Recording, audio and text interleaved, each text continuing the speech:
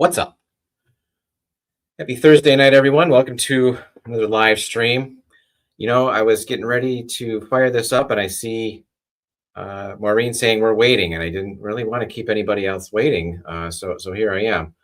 I was just chatting backstage here with Toby, and was actually in the wrong StreamYard room, so I had to pull an end around here real quick. So we'll pull him on here in just a moment. How's everyone doing?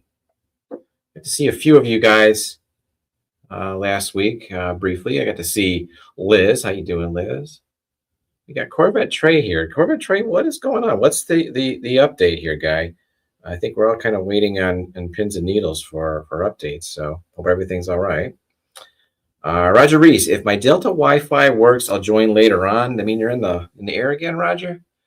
This dude travels like nobody's business. Top Jimmy, he'll be here in just a moment. All right, Garth Brooks, Rob, cheers, Tom. Hope to make it on for a bit tonight. Well, hey, buddy, hope you can. We always like to see you. Dave Vogel saying, I think he was first. So cheers, Dave. Good evening, sir. There's Rob. John Legalbo. How you doing, John? Welcome to the stream. So, yeah, hope everyone's having a good week. I'm ready to maybe crack open a few pours, maybe give some of these a second chance. If you guys saw the thumbnail, the theme for tonight's stream is worst whiskeys in your collection, or worst whiskeys in my collection, I suppose. Maybe I guess the more diplomatic way to put it would be least favorite whiskeys in my collection, ones I just don't go back to. Because there's stuff here that very well people here watching, you guys might enjoy. It just doesn't hit for me. Some of these have been on my shelves for years, and they just don't do it for me. So we'll kind of bring those to the forefront here in just a moment. We've got William Hall. Cheers, y'all. Cheers, William. Good to see you. Hope you got that package that we sent out to you from last week. Let's see here. Let's just bring Toby on here. Dude, you're on. What's up? How you doing? What's going on, buddy? Not a whole lot. I pulled off, I pulled some bottles that I had not moved from my shelf for a while. Some of these had dust on them. It's probably been caked on there for a couple of years. Just kind of looking over these, and nobody's safe here. There's some picks here that I've got, picks from my favorite groups, picks from some of my favorite people, and these are just things that didn't do it for me. And I guess that's going to be a function of when you have a certain amount of bottles and a certain amount of them are picks. Some of them just aren't going to hit you like some of your favorites are, right? Yep. So I had three, and I think that might be an important thing to bring up, is that it's one thing to pick up a bottle that doesn't hit your palate right from a craft distillery or even a legacy distillery, but I can think of three group picks right off the top of my head that I picked up last year, and none of them, it's not bad whiskey, just if I could have tried them before I bought them, I wouldn't even come close to buying them. And if anything, it kind of put me on notice that I probably maybe need to be a little more thinking a little bit, more judiciously about some of the group picks. Yeah, I think I'm right there with you. Because I've got some stuff on here. I got one from Mash and Drum, and I still buy their picks. I'm still in one of their higher tiers, and Scott and Jason have a couple of the best palettes around. So it's not going to stop me from buying future picks, but there's one here that is just one of my absolute least favorite bottles that I've got. And I've got one here from another channel, which I won't specifically name, but I'll say that I'm friends with them. Maybe we'll get to that one. I've got about a dozen here on my shelf. I don't know when I'm going to sip all of these, but we'll pull them out and shame them, I suppose, if that's the word for it. James Lay, how you doing? Must have been picks what JG was on. I don't think so. Cheers, Top Dog. There he is. Jeff, how you doing, buddy? All right. There's Dave. All right, cool.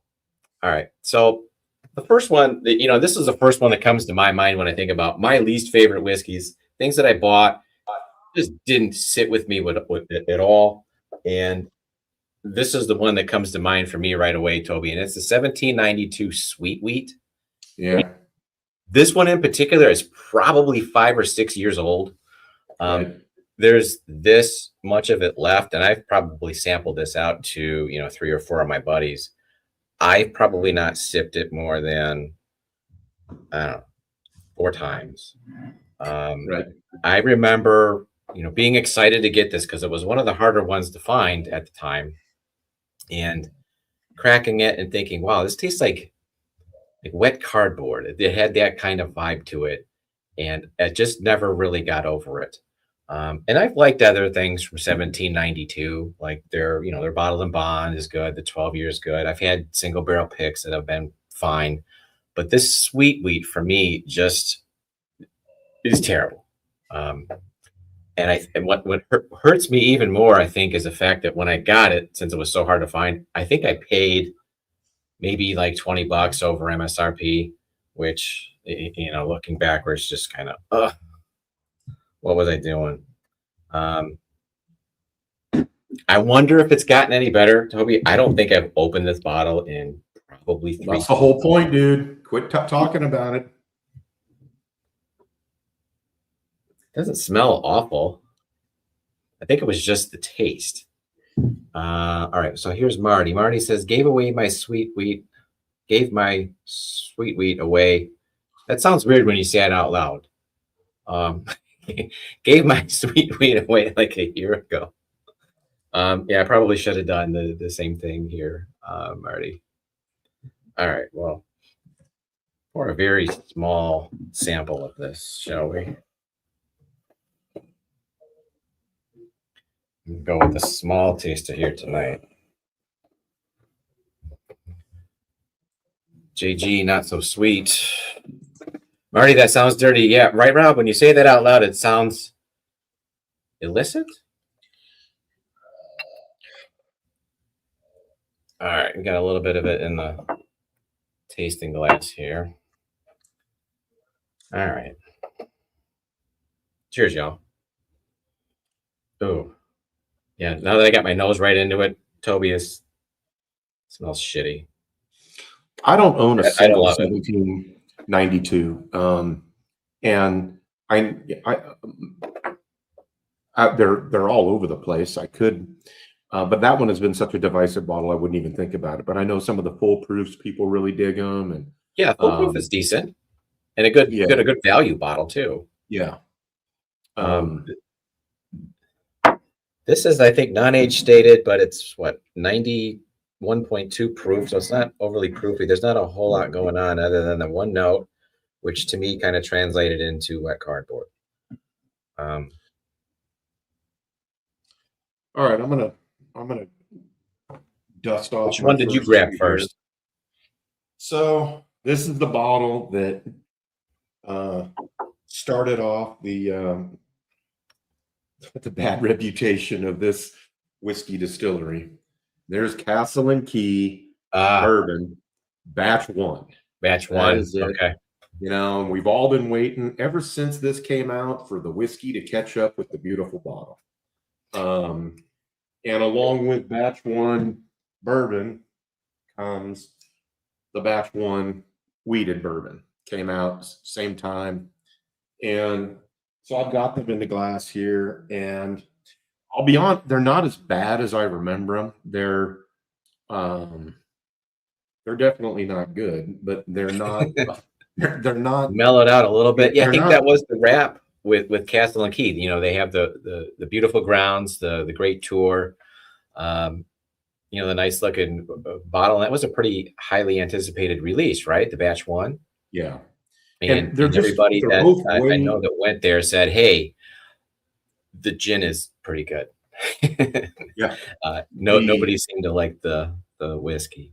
Now, I've got a third one down here, and this is the one that I think is starting to gain a little bit of traction and redeem Castle and Key a bit. And I'll get to that in a minute. But I will say this batch 1 wheated is better than the batch 1 bourbon. They're both just out of balance. That's the biggest problem, is you know, they transition from being sweet up front to being really leathery, you know, oaky on the back end too quickly and just way out of balance. So I think that's the There you go. Rob says it's $1 million distillery with a 10-cent whiskey. Is that a right. Bull Durham reference, Rob? And no one should ever let the reputation of their whiskey stop you from going to visit, because it is stunningly beautiful at Yeah, Whistling. yeah, it looks fantastic. I mean, I see the Yeah. pictures. I follow them on socials. It looks like a gorgeous place. I don't know if the whiskey's gotten any better. I think it was about 4 years ago now that came out. It's been a Yeah. minute, So what I'm right? going to do is I have the bottle because I want to, you know, if I have to talk bad, I want to be able to talk good. This one came out last year. This is batch one, wheated cask strength. And this bottle here is the one where people were finally kind of going, okay, you know, maybe they're finally getting their shit together. Well, I think So that's let's what James Lay is saying here. He says the Weeder picks are fire. Yeah, and hey, at the very least, dump the whiskey, keep the bottle, and use it as a decanter. These things Yeah, are there you beautiful. go. You've got a killer, you know, metal cork with a what is the not synthetic cork, so Mhm. this thing will last you, you know, forever. So their aesthetics are top notch. It's Yeah, maybe the whiskey will get there eventually. Hey, cheers, Fritzy. I got to see Josh for a minute last week. That was cool. Hope you're doing well, buddy. Let's see. yeah, that's It is a good. nice place. That's good. Yeah, this tastes just as bad as I remember it. I thought I saw John Legalbo have a post here, and he was kind of putting it a little bit more diplomatic. Sweet wheat is drinkable, but I have no reason to reach for it with all the other stuff I have. That's fair, but also, John, by the same token, there's a reason why I'm not reaching for it, and it's because it's to me it's terrible. I don't know if maybe they've gotten better, because I do know I watched a video somewhat recently from Chris over at Bourbon of the Week talking about this bottle, and he seemed to like it. So maybe it's gotten better. Like I said, this one here is probably a good 5, maybe 6 years old at this point. Mike T, blind the 1792 against ER12 for me. I don't have an Eagle Rare 12, but I'm not sure that would be a apples to apples type thing. Rob, I've never seen Bull Durham. I remember the face. Okay. No, Bull Durham, it was the pitcher. He had a $1 million arm and a 10-cent head or something. I thought that's what you were referencing. And 1792, just sweeter and lighter. Yeah, it's not for me. Could use it in cocktails. I don't think I'd even do that, to be honest. In fact, at this point, I'm not even sure why I keep this one. I wouldn't source it out to buddies. I wouldn't want them to bother with it. I don't think I'm going to go back to it. It's just taking up real estate here at this point. So yeah, that one did not get any better for me. Again, one note, real, no finish, but that one note for me is just like wet cardboard, maybe almost like a dirty laundry smell to it too. Not the type of notes you're looking for, right? So 1792 sweet wheat, if you're scoring at home, one of my least favorite whiskeys, worst whiskeys in my collection, in my opinion. Cheers, gang. Don't be afraid to, or don't be shy to pipe up in chat and tell me which ones you have in your collection that you just don't like. Your least favorite bottles, your ones you regret buying most, things you just haven't gone back to in eons. So that one might be the oldest one I've got here, Toby, in terms of whiskeys, or in terms of American whiskeys, anyhow. Right. I've got some scotches. I've got an Irish. Yeah, I've got a little bit of everything here on the barrel that I pulled out. But I think the newest one that I've got that's going to come onto this list or make it onto this list here tonight is by my friends over at Detroit City Distillery. And, it's a brand that I love. I'm a homer. We've had Dante on. You know, he's a great guy, great ambassador for the brand. You know, they're local. I'm a fan of a lot of things they do, not this one. And what this is, if you can see it, now they put out a heck of a honey finished bourbon. And then at some point late last year, they got the idea to make a hot honey bourbon, which added red pepper flakes to the barrel. And it tastes a lot like red pepper flakes might have been overused, I guess would be a nice way to say it. Because that's all I get on this is unnecessary heat. I drank it neat, and it's definitely not a neat pour. I'm not even sure that I would put it in a cocktail unless you've got like some, you know, super hot tolerance, like like jalapeno mixed drinks or something goofy. This is just weird. So as you can see, I've had this for a year. I'm barely past the neck. Yeah. But, you know, it was, I saw it was different. It seemed like an interesting idea. I'm like, I got to try that because I do love the Detroit City Distillery honey finished whiskey. I think it's some of the best honey finished stuff out there. This is just ill conceived. And this one is like right away on the nose. It's just like, yeah, it smells more like chili. I mean, I like chili. You know, and the bummer is that might have been just their first or second crack at doing one, and obviously it was a swing and a miss. And you know, I did. You know, Dante mentioned that they've got a batch 2 coming up, or maybe it's even out. And I was asking him about it. I'm like, "What's different this time around?" He said, "Well, we dialed back the hot, so hopefully, you know, it's a little bit more in balance." I think he probably got some similar feedback from others that it's not a neat drinker. It's even hot for cocktails. So I think they dialed back the pepper. I'd have to try it or, you know, get some feedback before I was willing to, you know, take a crack at a bottle because this just isn't right. I can tell you right now, that sounds like one that I would drain pour. Well, yeah, it's like I don't want to drain pour it, but I mean, it's a gimmick. But like, hey, try this, you know, mess with somebody, which is, you know, it's a shame because the other one is so good. And, you know, I put the regular honey finished stuff in plenty of blinds. I've sent out plenty of bottles and giveaways. People seem to love it. This one, not batch 1 anyhow. Yeah, I can find the honey on the nose, but it's buried under like chili pepper almost. That's what the I'm not usually someone that blends sweet and spicy or sweet and savory. I mean, there's a few things, but when hot honey became a thing, I love hot honey, you know, chili pepper mixed with, you know. Yeah, I mean, it was a thing, like in foods, pizza. I mean, all goofy, you know, things. It was it was a popular thing for a minute. I know one of my sons was all about the hot honey pizza at some point. I think he's kind of gotten past it, but yeah, it was things that you were finding in like chips, and you know, it was I wouldn't say a fad or a phase, but it was something that was popular for a minute. I don't know if it still is. Trey Larkin says, I have a Starlight cigar batch that just doesn't do it for me, just collects dust. The Starlight cigar batch, isn't that just Amberana? Am I wrong? Hot honey pizza, hot honey pepperoni pizza is legit. Yeah, I mean, I think there's things that it goes with, just maybe not this whiskey.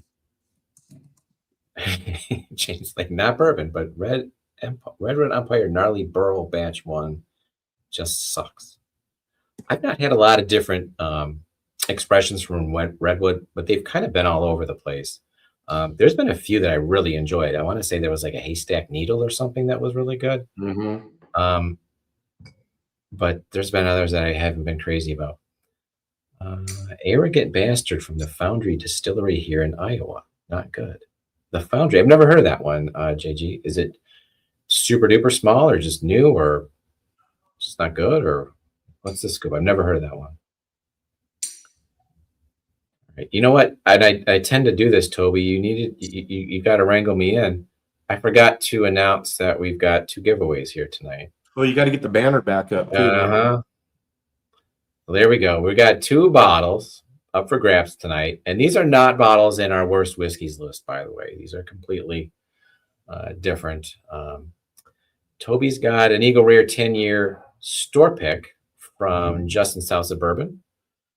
So the Eagle Rare picks are always crowd pleasers, even if they're lower in proof. And I've got this KBS here from Founders, which is their first SKU, first label from Founders. That's a whiskey, and it's Kentucky straight bourbon finished in KBS barrels, which KBS is a barrel-aged stout, so it's kind of like bourbon inception, I suppose. But I've got this one. I enjoyed it. It's kind of like a lower proof, and it hits like some of those coffee notes if you like that kind of vibe. If you like bourbon barrel-aged stouts, this one might be up your alley. I kind of dig it. Might not be for everybody, but hey, you're going to get something probably that you haven't tried that, hey, you might find that you do like it.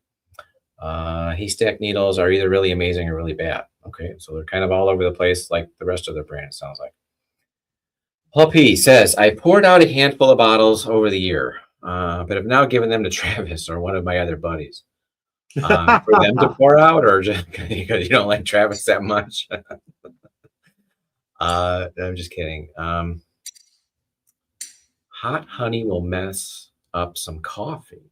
That sounds interesting. All right, Fritzy says we should infuse some whiskey with Mad Honey. What's Mad Honey? Is that just a local brand, Josh? Help me out. Sup, jerk? Sup, Danny Lopez? How you doing, bud? Danny. Little. Redwood will send out 1 sample out per distro area, and it's usually take it or leave it. Interesting.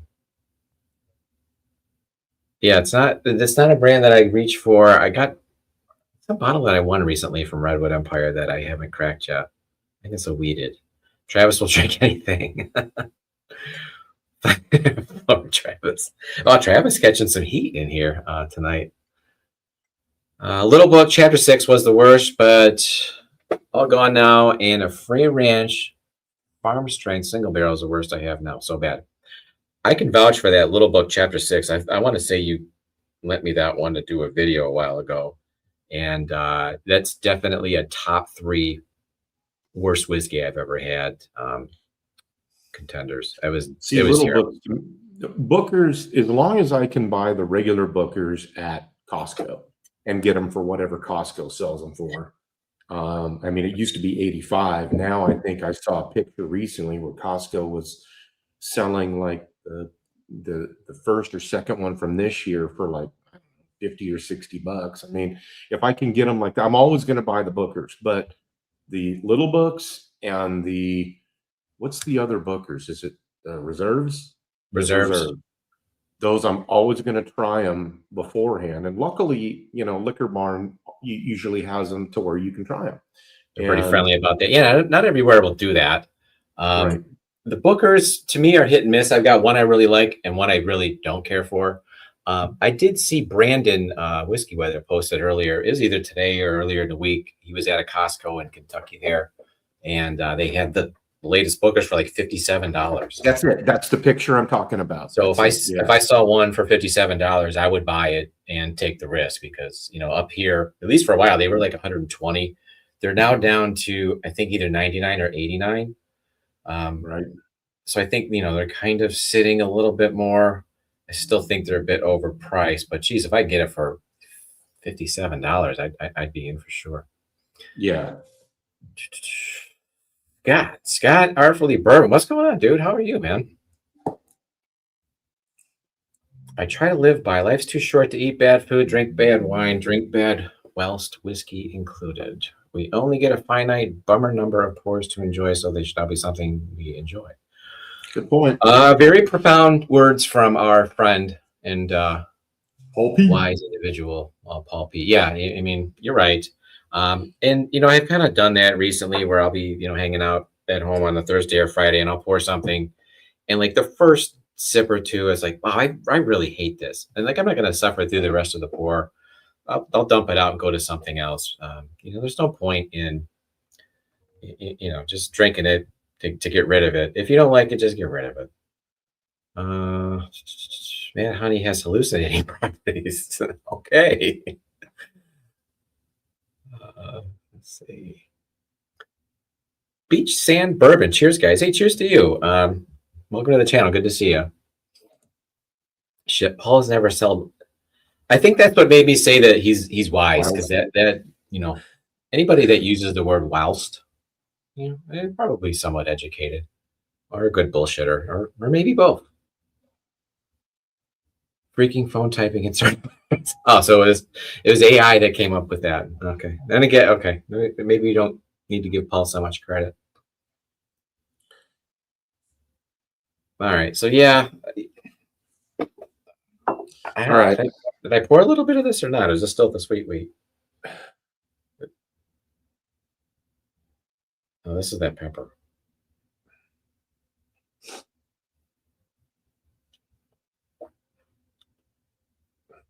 Yep. It's almost like the first, like to the mid palate, I'm like, oh, maybe this kind of mellowed out. Because I'm getting honey. And then as soon as it hits like 3/4 of the back of your palate, no, it's all pepper, you idiot. Don't put that in your mouth.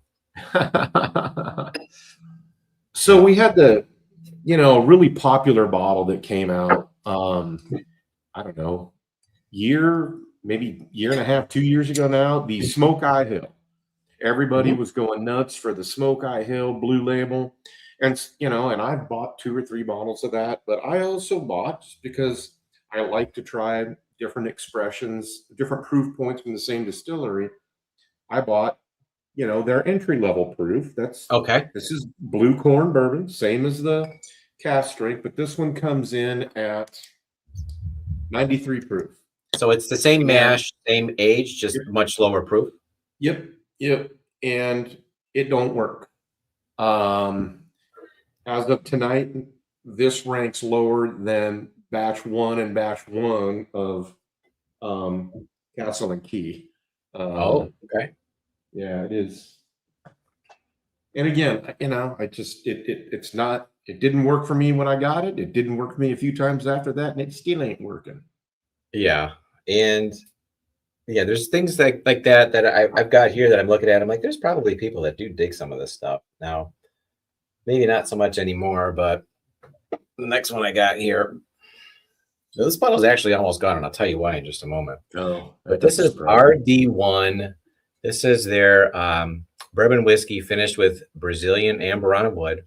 Comes in at 110 proof. And I think this was one of the first cask strength Amburana bottles that you could find. Like, I think the first one I tried was from Mash and Journey, and it was like a fiddler. I'm like, wow, this is completely wild and different, and I'm curious to see if this is something that I might like. So I got this, had a couple of pours, did not care for it so much. It's your classic Amburana situation. It just overpowers everything. Yeah.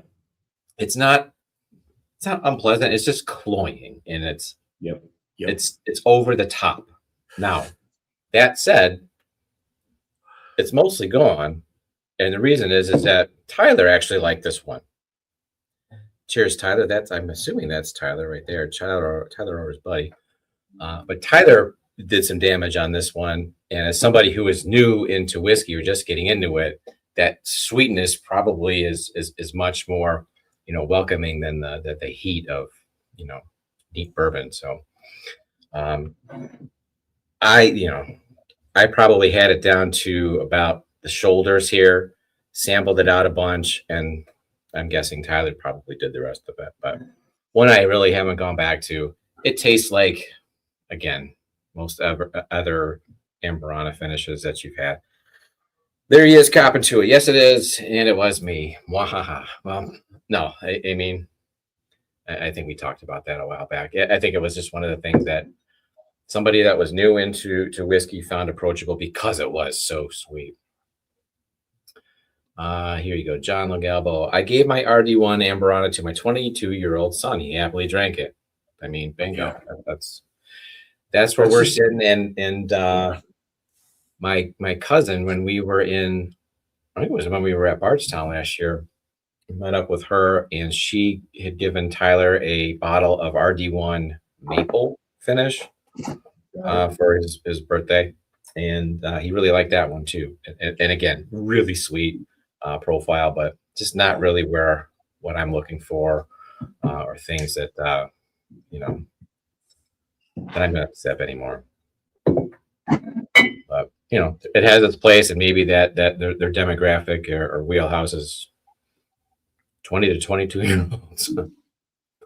We're getting ready to join. Hey, pop on whenever you like, Maureen. I brought it camping with my buddies, and they all seem to dig it. Okay, so yeah, like I'll. I get that. You're Though. I mean, really into whiskey, but it's really again, I sweet. probably would find it somewhat approachable. The maple finish is great as well. So we got some time. We got the Tyler section of the collection down here. If Gary joins the stream, well, I'll tell you what. All right. I don't think I'm even going to pour this. I know it, and it's a philosophy that I learned is that if you drink Amberana, everything else you taste afterwards is going to taste like Amberana. So I'll just skip past that one. I won't bother.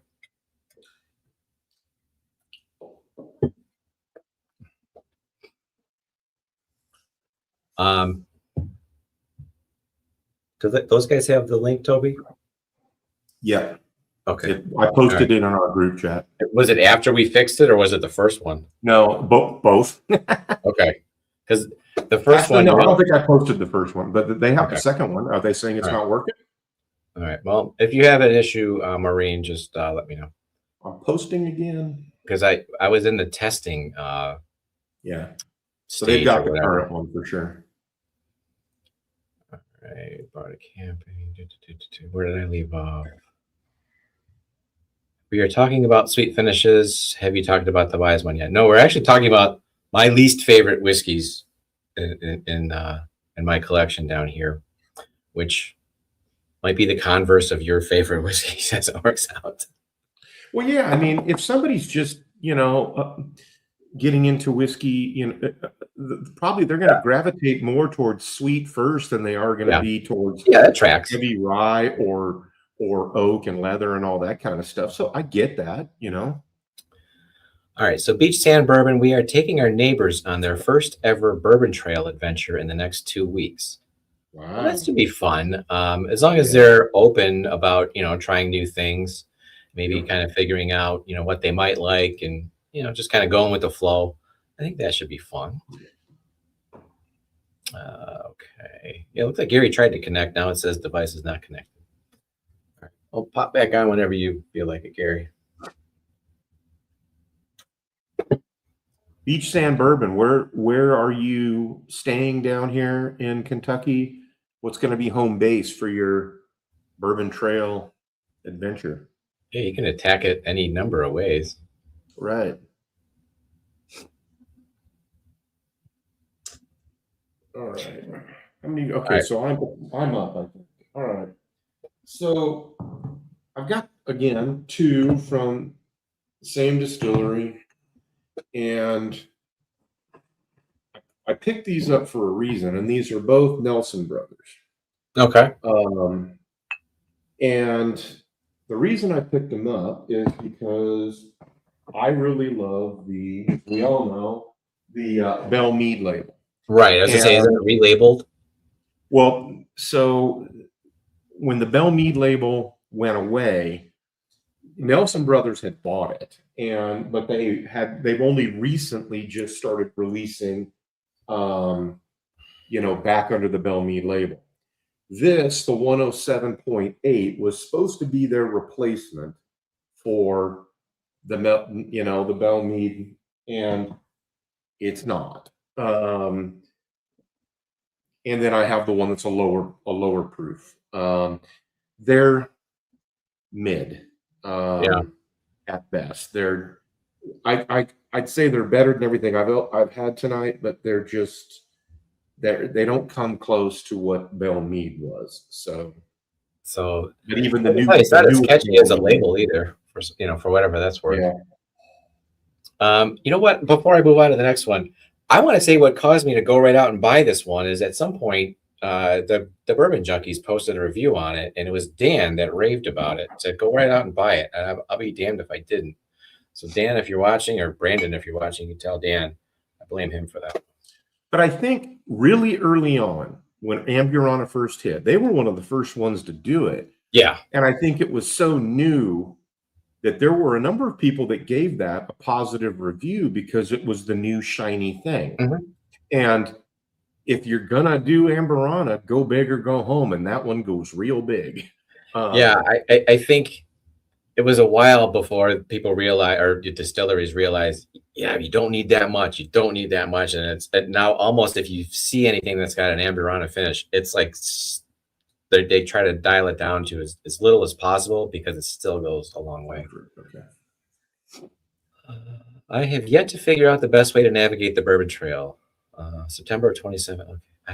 I have to figure out the best way to navigate the Bourbon Trail. Hey, Josh, just get in touch with me. I mean, most people know I live in Lexington, and there's a couple different ways to go about it. And so feel free to reach out. We, have a phone call, and I can kind of give you my thoughts on maybe the 3 or 4 ways to attack it, and you can kind of figure out which one, sounds best.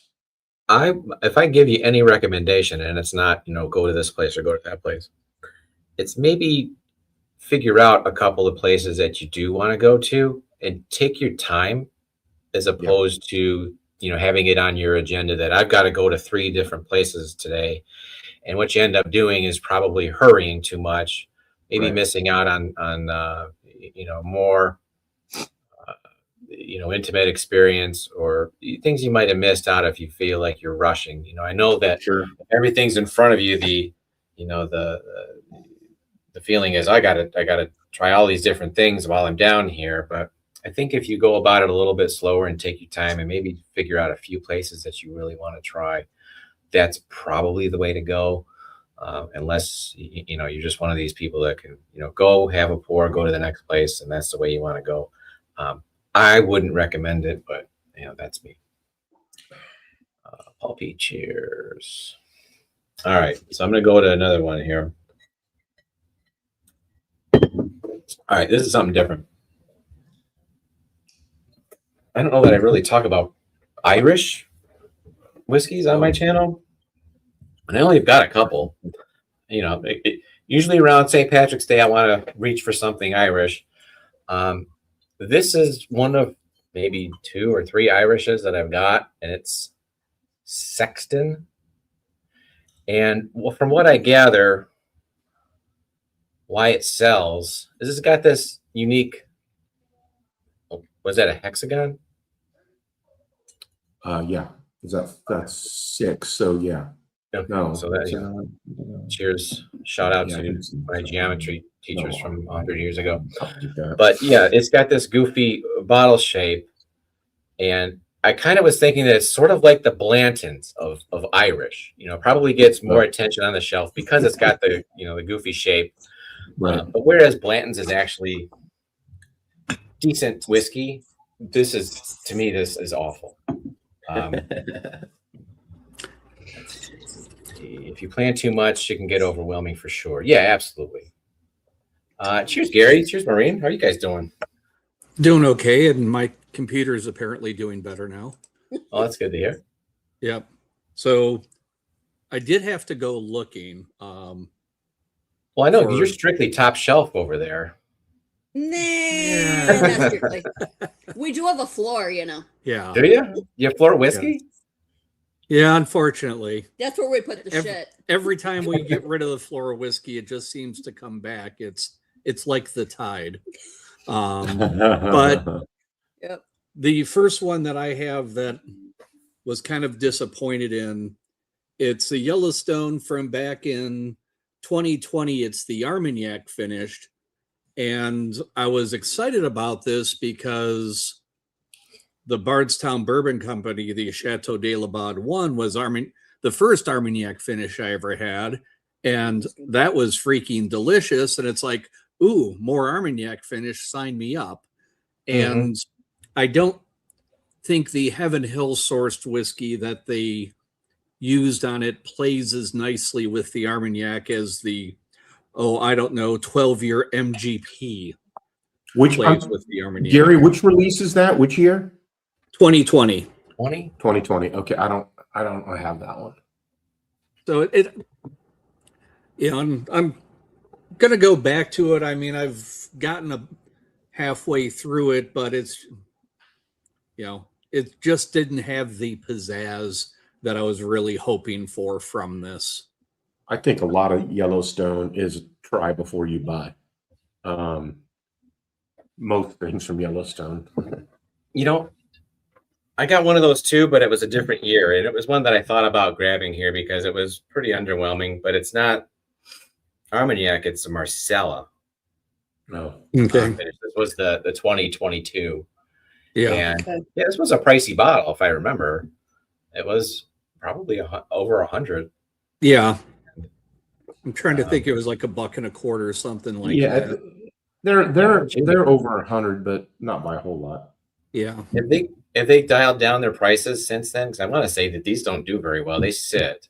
Yeah, I don't even look at them anymore. And pay attention. I was just out today, and I can easily find 24 and 25. And 25 was the 10-year anniversary. So yeah, it's just kind of odd, and not in a good way. Yeah, it definitely wasn't worth the price.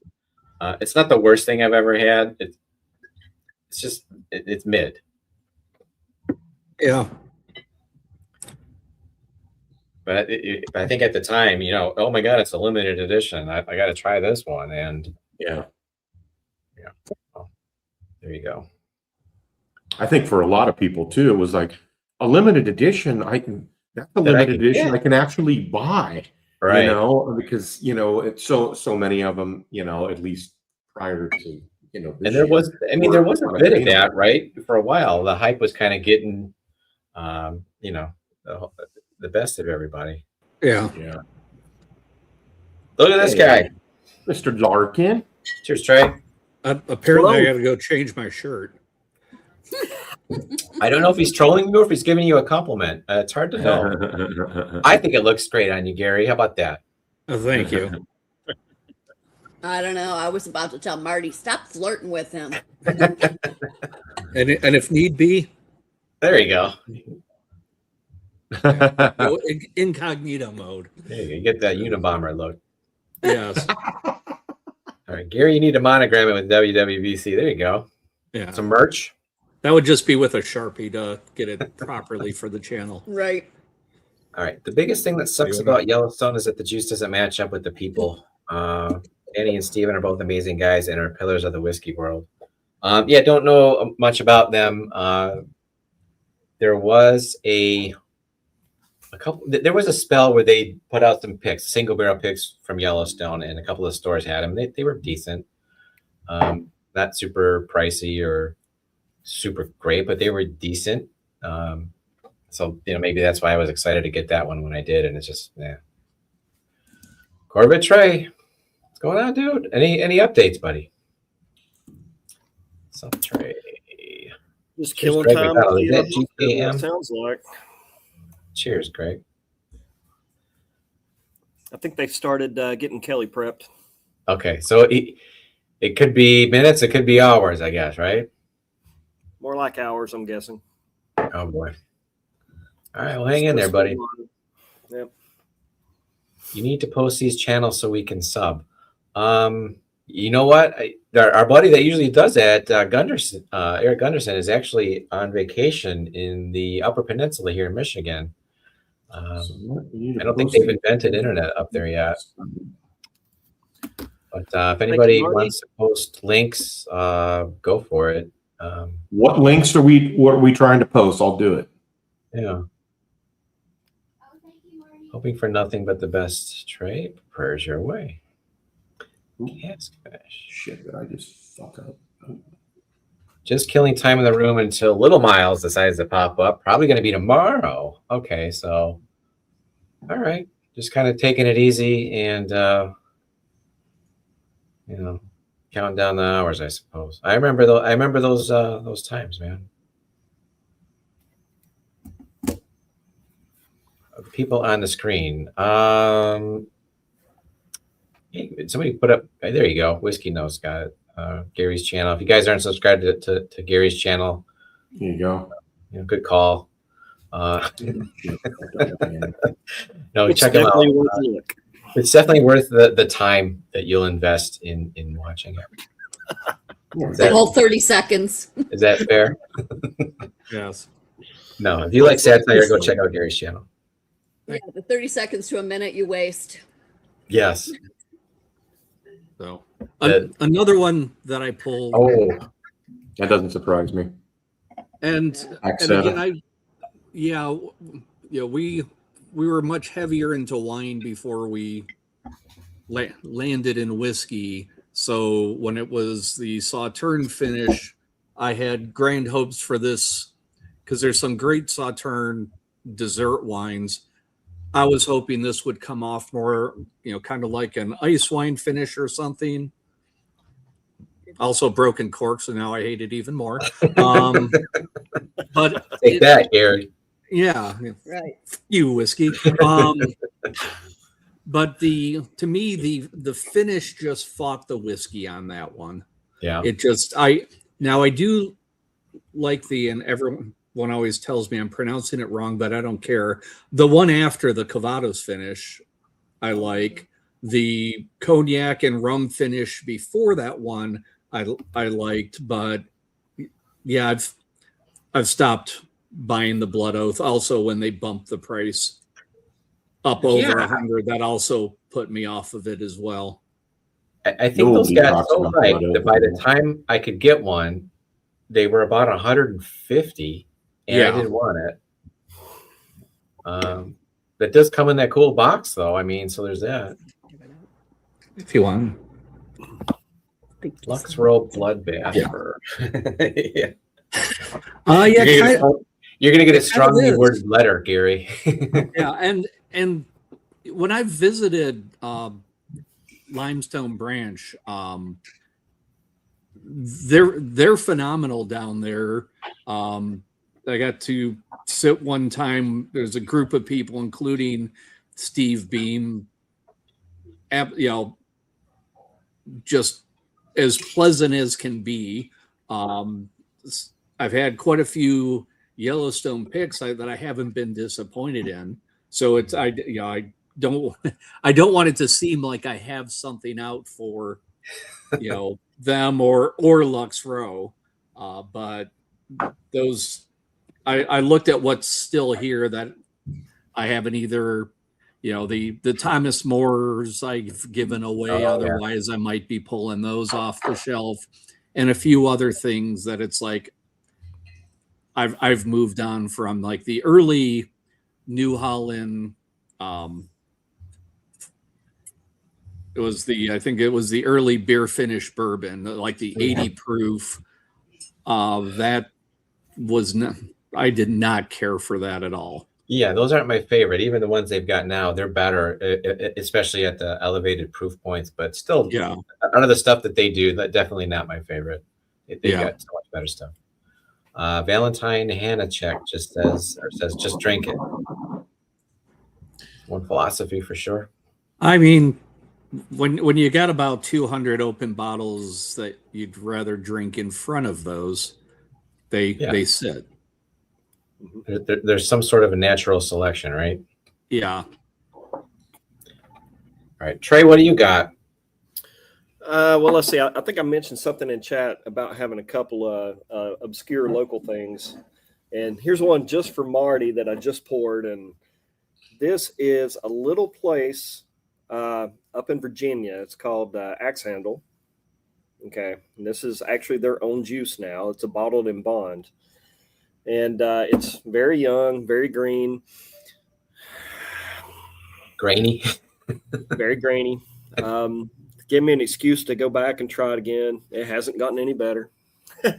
Yeah.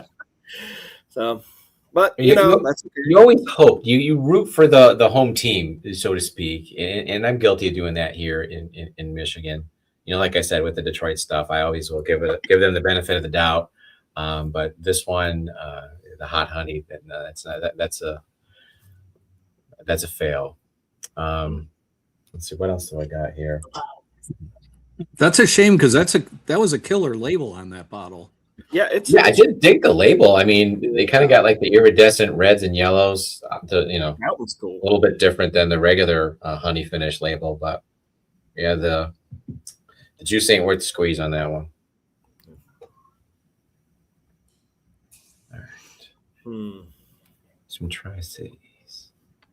Yeah, I got another one from the Tri-Cities. I'm gonna try again a little while later. Marty will know this one as well. This is in Bristol, Tennessee, just right on the state line, and it's a lot of the same. Very, very green. It's a shame, but they really like their purple labels in that neck of the woods, Trey.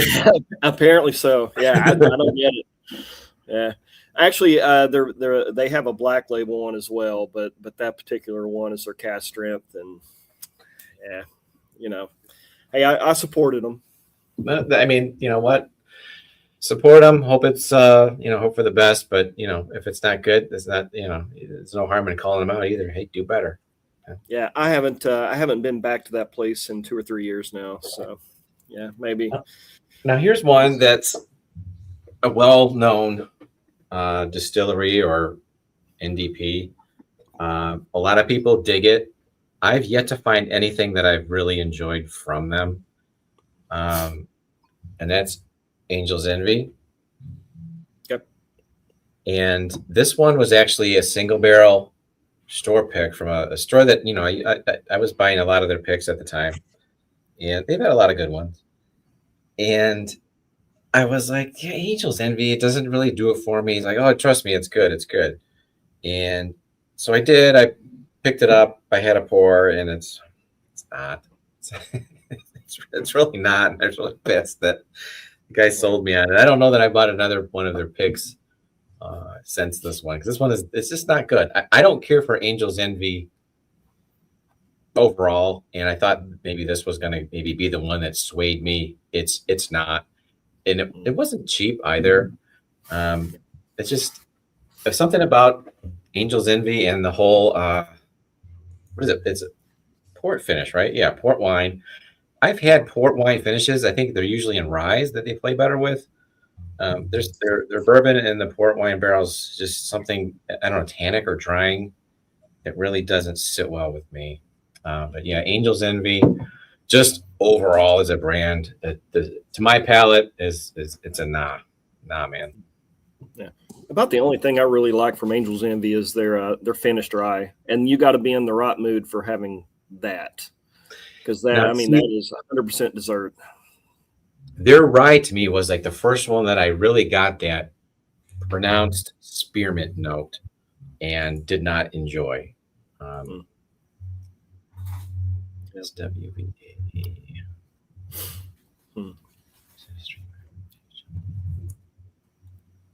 You're down in Holland. I'm doing picks with Norse. Oh, okay, that's Gary. I was gonna say you must know Gary. Sorry, I'm just shilling. I do remember him saying he was in Michigan. Where about in Michigan, Beach Sand? If it's 30 miles north of Holland, I would say that's probably like Grand Haven area. That's not far from you at all, right? Yeah, I mean other direction from Holland, but closer to me than anybody else on the stream. There you go. Well, I know Brian Newton was in here. I know he's another Michigan guy, kind of in the boonies a little bit. I don't know if he's on the west side or north side.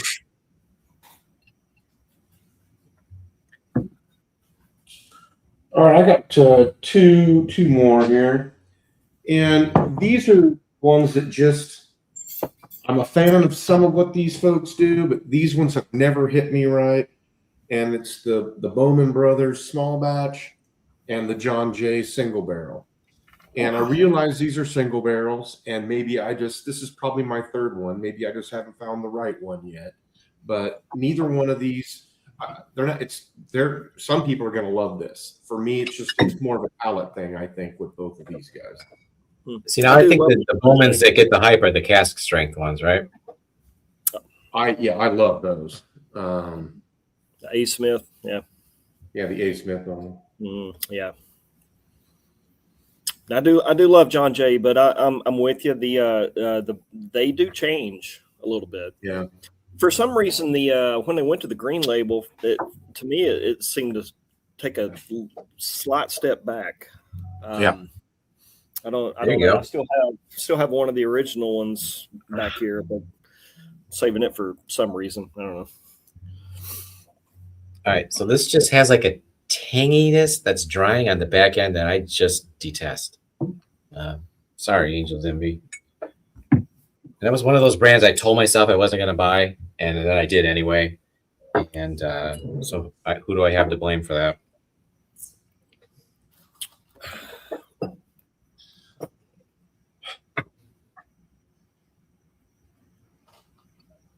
Some of these I should just get rid of altogether, I think. Richie Z, what's going on? Gary, did you see this dude? He's in Fenville. Is that a place you'd heard of? Maureen's nodding her head. It's a place that we drove through today. Oh, well, there you go. He said he works in Holland, so he's on your way. The best barrels that Angels E had a chance to buy, they didn't. What were those ones, Marty? Those are the ones that they were having contract distilled by Bardstown Bourbon Company, and then they ended up not buying them, and that's what ultimately became the Old McBrayer. So that was it's a proprietary mash bill that, as far as anybody can tell us, Angel's Envy never took any of it, and Bill has bought all of it, and it's now having them distill more of it. And that's what's used for the bottle and bond and the blue label single barrels. Yeah. So, and I love the McBrayer stuff. So it's almost like the people at Angel's Envy just have a palate that's, that's diametrically opposed to mine, I suppose. It's got a real unpleasant tanginess on the back end. And the Hendersons are no longer involved with it, as I believe. So I know they started that True Story brand. Oh, yeah. True Story and something else. They have another label too, I think.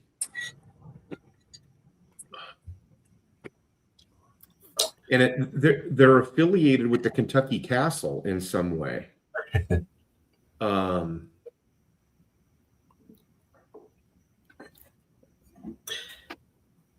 Yeah, Paul, I don't think I'd even bother bringing some of these down. I'd feel bad. With all the people that end up down there and all the good bottles, why bother? Dump it or give it away or set it aside. Yeah, I hate dumping things, but at some point you kind of have to. Well, I think one of the things, and I've said it before, I think all of us to some degree struggle with a collecting problem or a collecting habit. And the whole point of collecting is you don't get rid of it. I mean, at just some point you cross the line from collector to hoarder, and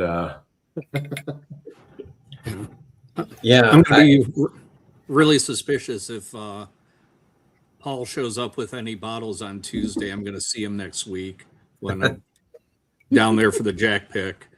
Him and Travis Robeson are going. I got Travis Robeson to be our substitute Travis on the pick, and then we're bringing Paul along as well, since they're kind of local to the place. Is this for Poor Nerds or Northside? Northside. Nice. Repeats as 2 Evernorth picks coming in. Brian, did you end up making it to Evernorth last weekend? A collection is organized. Hoarding is not organized. Well, I feel like I'm somewhere in the middle then. I kind of have a method to my madness, but I've kind of got them bunched by distillery, but then I've got somewhere I just have one, so they're all just one-offs, and Yeah. I hunt for them. That was the thing when I finally did all of this and I had it all out on the floor. I put it in order alphabetically by the most common name. So Elijah Craig is under E for Elijah Craig. Larceny is under L for larceny. It's not a section for Heaven Hill. See, I just have all my Heaven Hill kind of lumped together. Yeah, and I mean, it's not right or wrong. It's just how my brain works. And since my oldest daughter was helping me, I know that she's like her dad that way. I only had to give her about 15 seconds worth of instruction, and she understood exactly what I was looking for and helped me, get it all out there. Oh, hey, if you can find everything, then mission accomplished. It was so funny because, we had 1,000 bottles on the floor, and she was putting them all, as I was putting all this together, she's putting everything in alphabetical order, and she messed up on one thing, and we found it as we're putting up. She about broke down in tears because she had, 2 or 3 bottles out of order. Wow. She's such a sweetheart. Yeah, there you go. Everyone slam that thumbs up. You know what? That's right. Make sure that you, if you're new here, subscribe to the channel. I'm so shitty at like telling people to subscribe. I never mention it. I used to never mention it in my videos, which is probably why my subscriber count is what it is. But yeah, if you're new here, just stop it in, subscribe to the channel, help us out, give us a thumbs up, do the things, whatever. You've heard it 1,000 times before. But no, it's good to see some new faces in here for sure. I've been to Texas Mart a couple of times. Yeah, I see Texas Mart in my feed, and then I'm looking at why am I getting stores in Texas on my feed, and then I realize they're out in like Kalamazoo or something. Should have shot it when you were at the register. I was helping pull the bottles. Beach Sand Bourbon. There you go. Beach Sand Bourbon. Check him out. I put his link up. I'd send him the StreamYard link, and he could jump on with this because I think it'd be great to meet him. But I don't. His channel doesn't have an email on YouTube. So. Oh, thanks, John. And yeah, I know John's one of us. I've seen him in other streams. So good to have you aboard here, John. Yeah, John's awesome. Yeah. Where's John? There you go. Yeah, check them out. Support each other. I'd like to see that. I'm moving on, and this bottle there's nothing wrong with it. It's just compared to many others in this series, this was the biggest letdown. Okay. And this is Discovery 10. It's the only Discovery you can still readily go out and put your hands on. And this is Disco 10, and it's nothing wrong with it. It's just compared to, other batches. Yeah, the other batches, it's underwhelming. If I was thinking about arguing with you, I tried it, I liked it, I did not buy it. So I can't argue with you there. Yeah. Yeah. And I got it when it came out before anybody, before anybody had reviewed it, and because it's Bardstown Discovery. If I can get it at a good price, I'm probably going to get it. And I don't regret buying it, but I understand why people, it's just underwhelming compared to a lot of the other Discovery series. Yeah. Especially after they dropped 11 and 12. That just, if you're on the fence, then that you jump to the other side of the fence. Yeah. Yeah. See, I've got the 12 on my shelf, and I dig that one. But yeah, at the price tag, you kind of got to pick and choose, I think. And if they're putting out something subpar at what do they charge, like $140 for those? I mean, we got to call them out. Bourbon Dan. Cheers, buddy. Well, one of the things. I know people do this, right? Sorry, I thought you were done. One of the things that they did change after that is they really dialed back the size of the Discovery releases. I know it, just kind of the case was made is if this is sort of going to be sort of a flagship release, then it should be something that's, one, you want to get it to a certain level, and two, you just don't want it laying everywhere. It's not really special when, kind of like with the Yellowstone, it's not really special when you can still find them everywhere years, Right. A couple years after you've dropped them. Yeah. It really wasn't that limited, right? Yeah. Yeah, to make the Discovery series, smaller bottle yield, and make it more exclusive, gives it the, oh, this is something special versus, Yeah. I can find it everywhere. Yeah, there was a minute where I could find, I want to say 10 and 11 and maybe even 12 for a good while. I mean, I think we kind of caught a bit of a downswing here on those here in Michigan. Like they sat on the shelves at Total Wine for a good while. They're not there anymore though. I would have maybe picked up another 12. I like that one. I'm 140 subs short of 1K. Go over there and give him a subscribe. Yeah, I already did. Beach Sand, a lot of the same folks you're seeing tonight, you're going to see on Monday nights with Dusty Dan. Yep. You'll see on Tuesday nights with Whiskey Nose. You'll see on Wednesday night with Mash and Drum. And hello again, Whiskey Friends. So, hey, join in and whatever you can. Well, if you can, reach out via email or something like that, we can share contact info and try to get you on with some of these channels and hang out. All right. Is MWND is what? Midwinter Night's Dram? 180,000 bottles for $200. Yeah, that's one I never bought. I had gotten samples from some folks over the years. It's fine. It's good. I mean, it's not. Is it 200 good? Exactly. It's not that good. It's fine. And Gary and Maureen, you probably agree with me, but I think the one that the Evernorth did, that the first Arctic Spirit, was way better than any Midwinter Night's Dram I've had. Oh yeah, by far. Yeah, I mean, batch 9 was the last one that was. Act 9 was the last one that dropped at $99. I got to try Act 10 when it came out, and it was, they bumped it up to like 125, whatever they bumped it up to, and I was done with it. Mostly because if you're going to start to get that high, I'd rather have the 4-Gate Ruby Rye Springs, the 4-Gate Port Perry Perry, the Evernorth Arctic Spirit, but I'd rather spend the extra money on the 4-Gates and come in at cask strength than the lower proof of the midwinters. And also, I thought Act 10 was also a step back from Act 9. Are those lower in proof too? Yeah, I think they're like 90. Hang on a second. Sub 100?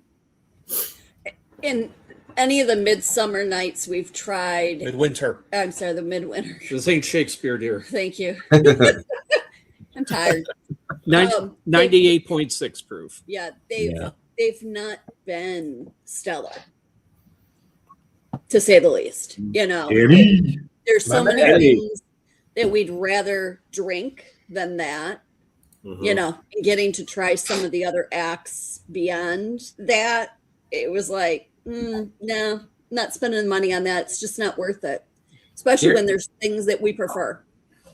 So Eric's got a good question there. Whatever happened to 4-Gate? And I'm not sure anything did happen to them, but RNDC happened to them. RNDC, with everything going on, refused to take on new SKUs of items. So where are they now? Unless you could do a sell-through like a barrel pick where it's in one door and out the other, they weren't doing that. And then they were also holding them and all sorts of other companies, if you wanted to get out of your contract with them, all you had to do is give them $1 million and you could walk. So, and not a lot of people were going to do that. I believe hopefully something is going to happen sooner than later, but how it's going to play maybe out. some different No incarnation. But my opinion on Forgate was the stuff that I've had from them has been largely really good. I think a lot of people were kind of turned off by the price tag on a lot of them. So mostly they were up over about $2 right? Yeah. Which, obviously there's economics involved, but it's also a market. And as maybe the demand is kind of decreasing a little bit, it's hard to hang on to a $200 price point on everything. So maybe they'll figure something else out. Cause, those guys seem really talented. So maybe just in some other incarnation, we might see more of them in the future.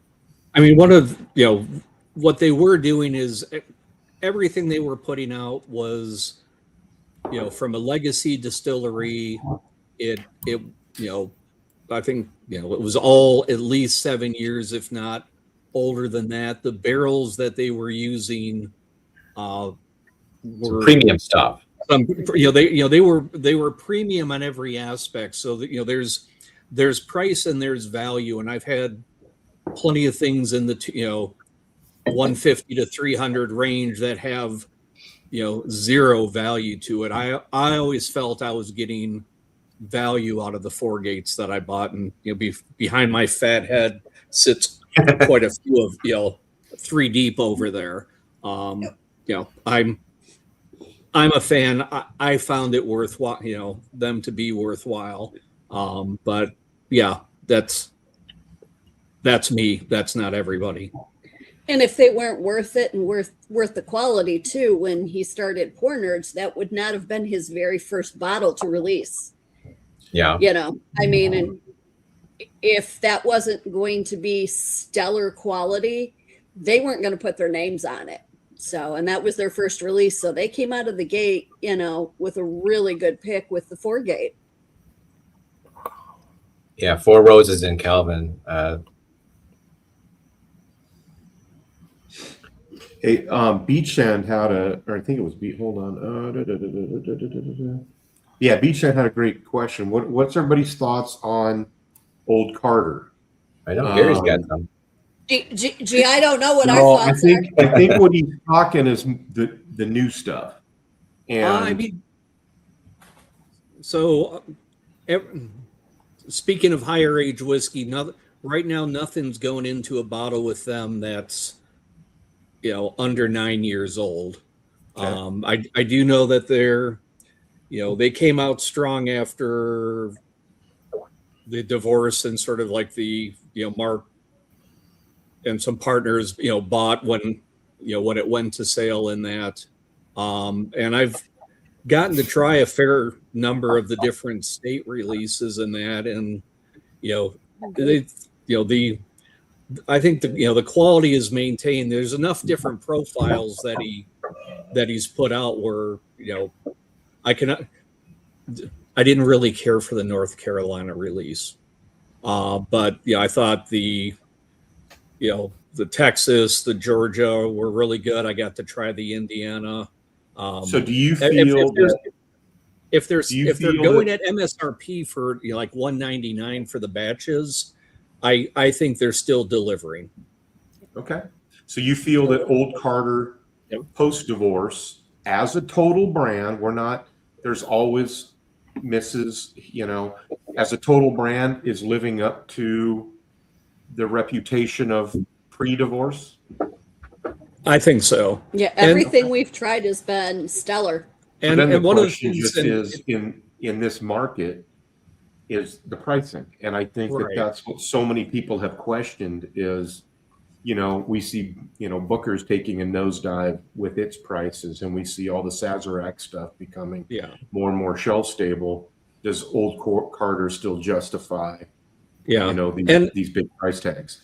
Yeah. And again, if you you go into the story of what they're doing, they're working with several different cooperages. They're bringing in things at different char levels than that, and they're other than some of the older single barrels, pretty much everything is getting rebarreled, not just double oak, but into new barrels, aging in that. There's the cost, and then all of that different stuff is what gives Mark sort of a large palette from which to do the blends for the state batches and the larger batches. So it's, and again, if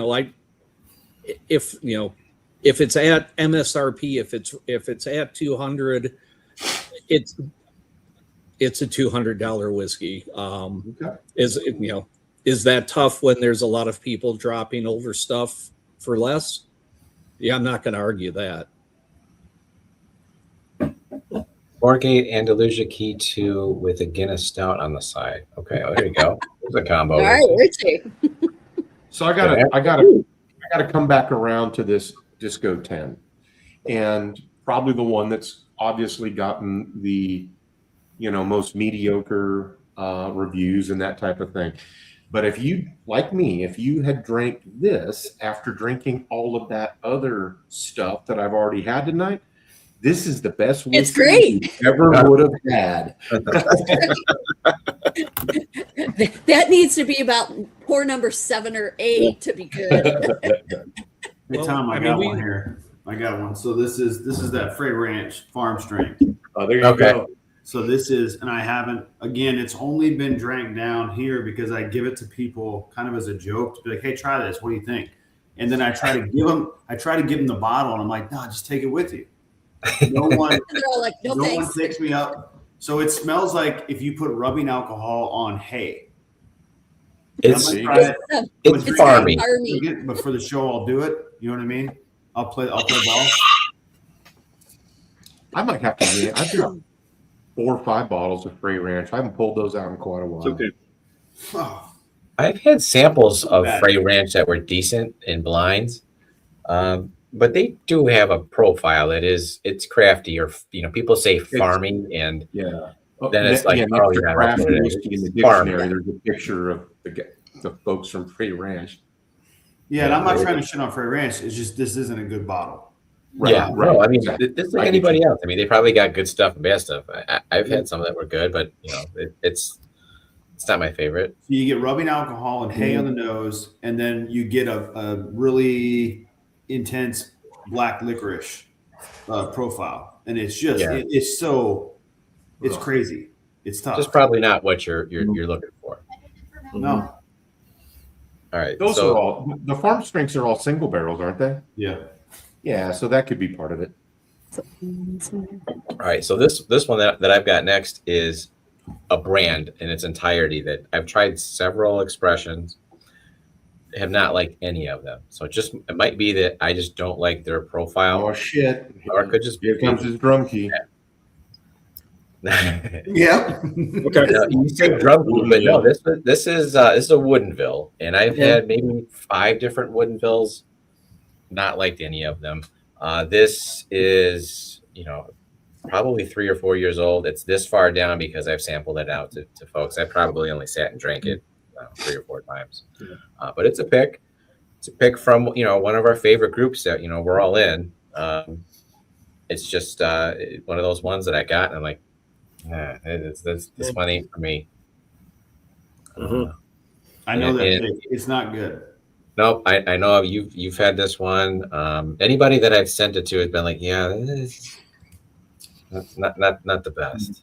And I have seen, like, if you go on Instagram, I don't know if you guys go on Instagram at all, but if you go on Instagram, I think Woodinville must send out bottles to tons of people, because they'll have random people on Instagram telling you how great Woodinville is, and I'm skeptical because some of these, I mean, like there was one in particular that Dan sent me last year, and it was one of the worst things I've ever had.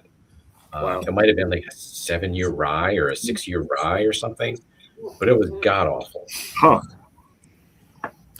I got to say, I've never had a Woodinville that I would say to me it was bad, but I've never had one that elevated beyond a mixer for me. Okay. So it's just kind of mid. Yeah. All right. So I've got some. I Greg haven't said use it been as a door back stopper because the bottle is wicked thick. Yeah, it is. It's got some heft to it. And there's no doubt there, even where it's not much liquid left in it. It's heavy. I'm gonna have a Woodinville and Frey Ranch night where I drag out those bottles of God and go head to Yeah, head. you went like all through their expressions. Woodinville versus Frey Ranch. Yeah, how does that shake out? Oof. All right, here you go. Try a Balcones Brimstone. It's the worst. I have even tried to give that bottle away with no luck. I have that bottle. I thought about grabbing it, but you know what? I've actually sat and had pours of that. It's weird. Don't get me wrong. It is definitely weird. But that one is, to me, is like weird in a non-offensive way. Like, if you're in the mood for it, I kind of dig it. It's dark and thick and viscous and barbecue-y. It's odd. Don't get me wrong. And, you know, a lot of people, you know, shit on it, but I don't hate it that much. The only Woodinville I've enjoyed. I'm pretty sure that's what this one is. Little does he know. Yeah. This one's actually, I think, is the Iceman. Yeah. No, I don't see where it says that. I think that's the one I picked. Did you not get a sticker? Should be No. on the back of the top. Yeah. Woodinville's right up there with Frey Ranch, though, on the bleeding edge of crafty. In terms of size or taste? No, crafty notes. I think Woodinville is just like Frey Ranch, you know, as a brand. You know, when you say craft, it makes you think about kind of those crafty notes, you know, and I think Woodinville, I love their process, how they're, you know, they are not quite as much as Frey Ranch, but they're still very much kind of a farm to bottle or, you know, field to bottle, whatever you want to call it. Yeah. Yeah. But, you know, their whiskeys can easily lean into a lot of those crafty notes. Yeah. I like the idea of those brands. Yeah. You know, I like what they do. You know, I'll go to their site, looks cool. Like you know, how they're putting their products together, you know, in theory, it sounds awesome. It's just the flavor profiles for me, just it's to my palate, it's a pass. Yep. Now, somebody mentioned the Yellowstone earlier. I just cracked this bottle this weekend. I'll call Marty out. I'm pretty sure he gave me this one. Which one is that? It's a store pick. Okay. When we first cracked it, Cindy and I both agreed it was kind of whatever, very meh. It's average, right? Very average. I went back to it now. It is by far better than anything else I've had tonight. Okay. So There you go. Yeah, I mean, That's your kind of disco 10, buddy, right there. And there was a minute where they were doing, every local store had a Yellowstone pick, and you know, they were priced pretty fair. They were decent. They weren't offensive. I mean, like proof wise, they're, you know, what one in the teens. Yeah, this one's a 119. Yeah, I mean, it's a average to maybe slightly above average, you know, pour if you've got a good barrel. Just kind of think they kind of ran their course around here because everybody did one. Yeah, I was expecting more and it didn't deliver initially. Yeah. So I'll give it some air, see what happens. I'm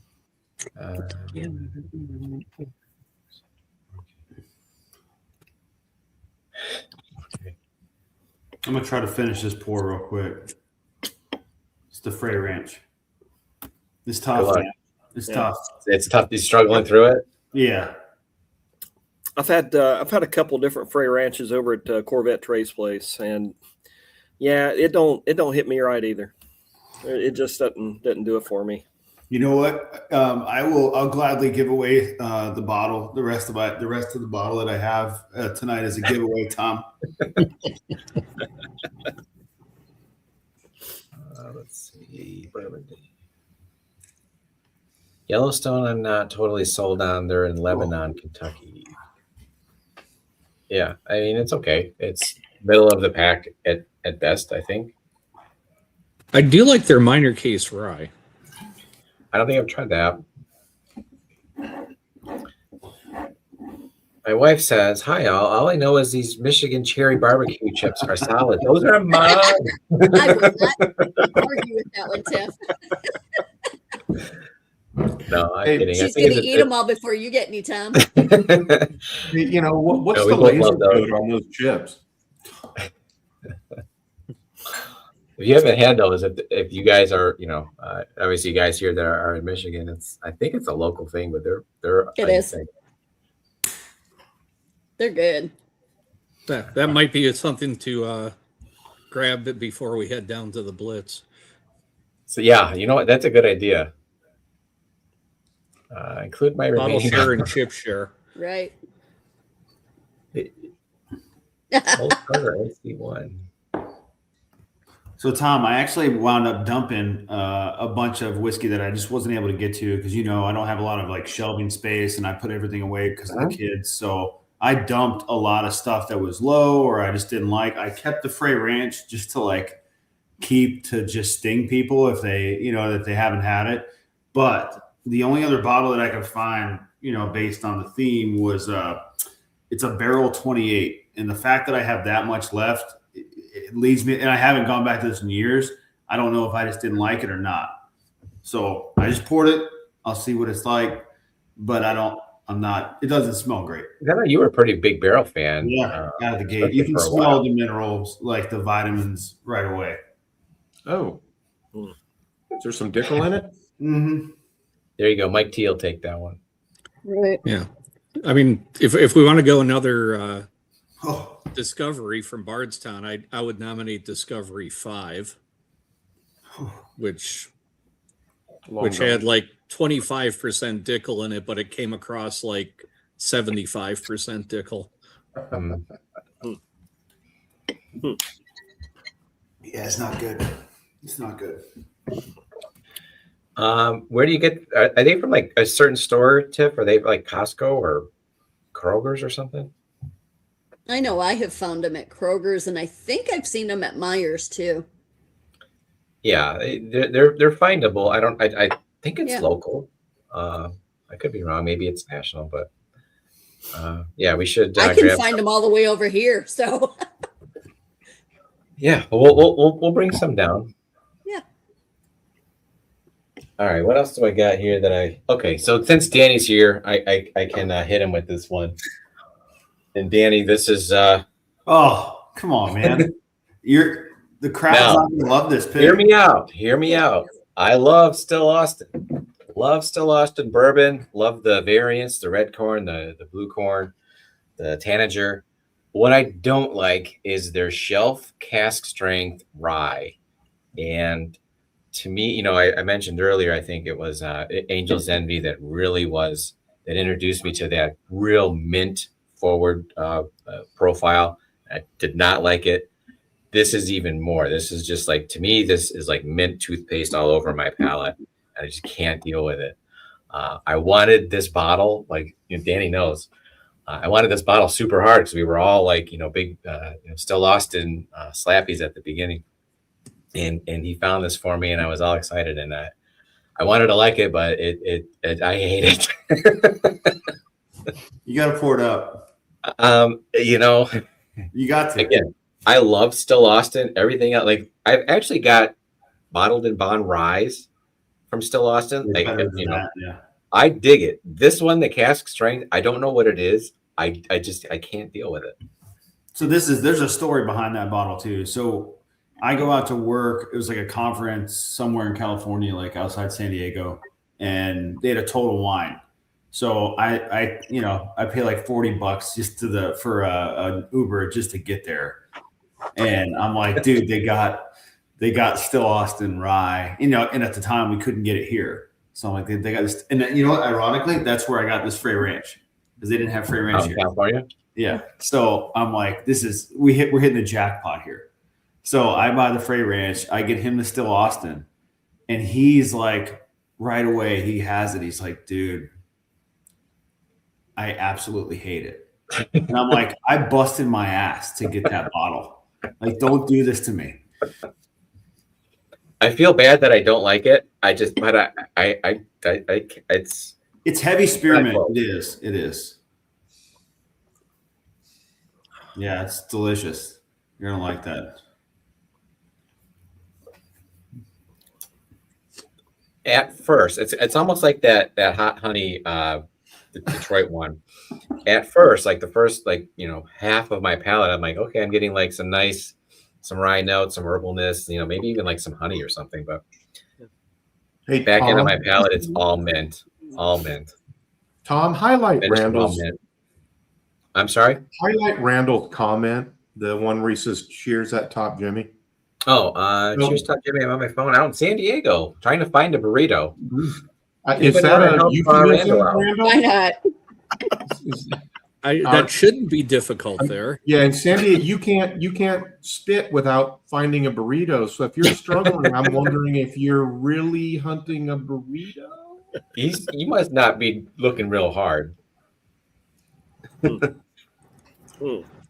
But Tom, I'm gonna have to get a sample of that hot honey from you. I want to see. There's plenty of it left. I want to see what if the kiddo can do anything to rescue it cocktail wise. Doesn't it sound like it would be an interesting mixer? I just can't think of anything that I would want to mix it with, but I don't have a real. Give it to Rory. She'll come up with something. She's got an encyclopedic cocktail knowledge, so if it can be saved, she'll figure it out.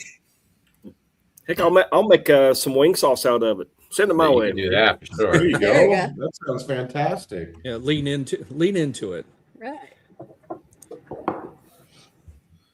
Yeah, I wanted to say this maybe would have mellowed out a little bit for me, but yeah, it's all I get is the mint at the end. You know what though? There's been a couple people that have said that Still Awesome's kind of done themselves a disservice because they've put out so many,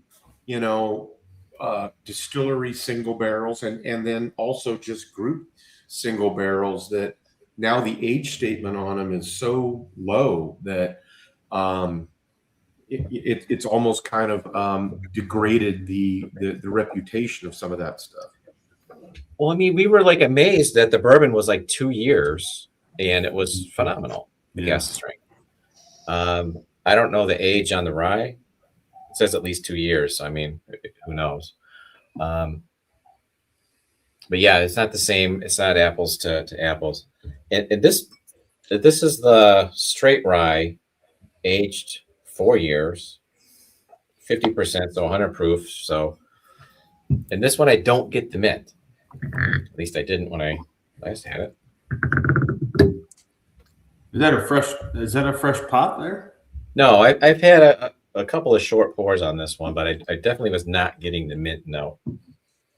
See if I get it now. Well, that's part of their that's their limited like spring run, right? So that's a bit more.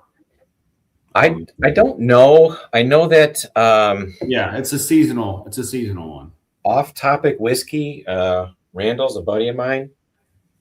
He wanted something up here. I got it for him, and he sent me this in exchange. So I think it might be a local thing.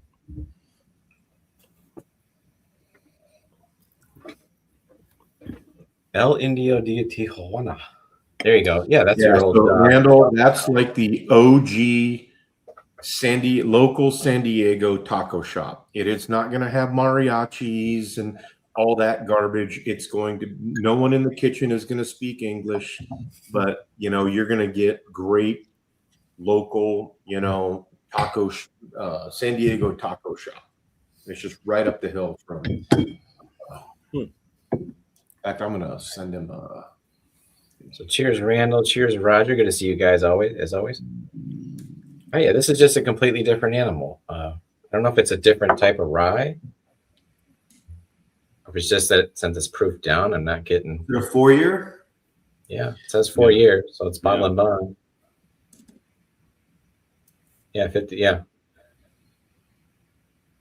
spring 2020. Jeez, I want to say 25. Maybe it's 26. Get the readers. Oh man. Yeah, spring 2026.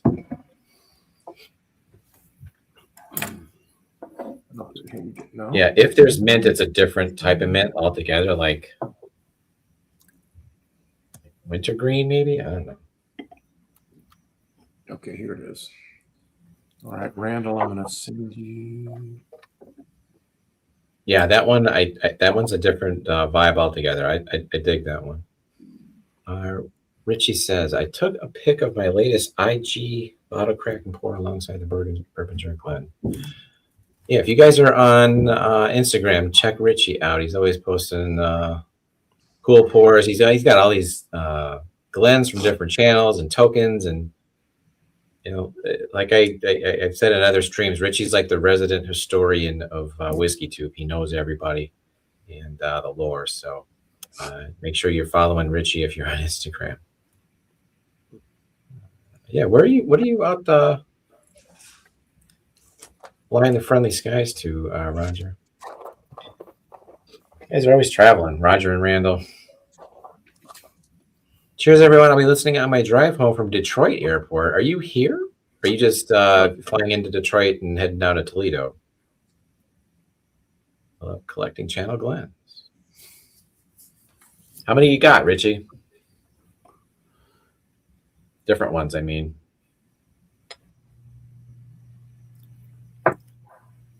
If there's anyone that is in the greater Clarkston, Michigan area and really does want to try how bad this Frey Ranch is and how bad the Barrel 28 is, and I'm being honest, like I'll drive a little bit to drop them off. Like it's all yours.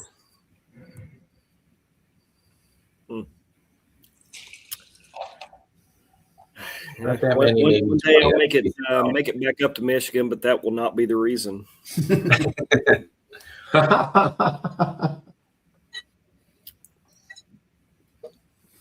Maybe you ought to be like Gunderson. He headed all the way up to the Upper Peninsula here for a vacation. Try. I think he flew into Grand Rapids and then drove up to the UP. Looked like he was having a blast. DTW is my home airport. Oh, no kidding. That's a bit of a haul. I'd like to make another racing event up around Detroit at some point, but I'm not sure when that's going to happen. So, one day. What do they do here, Danny? They used to do the Grand Prix? Yeah, down in Belle Isle. Mm-hmm. Yep, Belle Isle. Exactly. And I thought they had something else that they would do. Like, I'm not too much into it, but I thought there was another race that they did annually up here. Stayed up north to us, Ohio folks. Oh, John. Doing so good. There you go. Yeah, Danny, did I send you a sample? I must not have given you a sample of this one. You might dig it. The Still Austin Straight Rye. Yeah, I think maybe Todd had got. I thought he got that one. Maybe not. And he gave me a sample, but I don't remember it. All right. So my bottle next up, this is a big disappointment bottle for a lot of people. There it is. Oh, yeah, I think that's fair. I keep thinking, and it's not bad. It's just, right. The Disco 10 smokes this thing. Yep, I remember picking that up as they were just putting it onto the shelves at Beam, and I thought, oh my god, I got a great score for tonight's bottle share, and everyone was like, wah, wah, wah. But that's the thing; it doesn't taste bad though. It's not bad. It's just not. It didn't match the hype. Like these taste bad. It's not $200 bottle. Yeah, right. By any means. Agreed. It's good. I do like it, but it's not $200. I agree. Yeah, I finished that bottle. It's gone. I mean, most of it was gone by the time I got home from that trip. But I didn't hate it. It's just the value. It's a terrible value. Yeah. I still haven't tried the single barrels, the OGD. Really? I've had one of those. Yeah. I don't, go to too many stores to see, if they've gotten them here yet in Michigan. But, the last few that I did visit, they weren't anywhere around at all. That's a fantastic bottle. Mm-hmm. Yeah, the one I had was great. Yeah, For Toby, it to be, I think I got a it's- sense from you. It's good.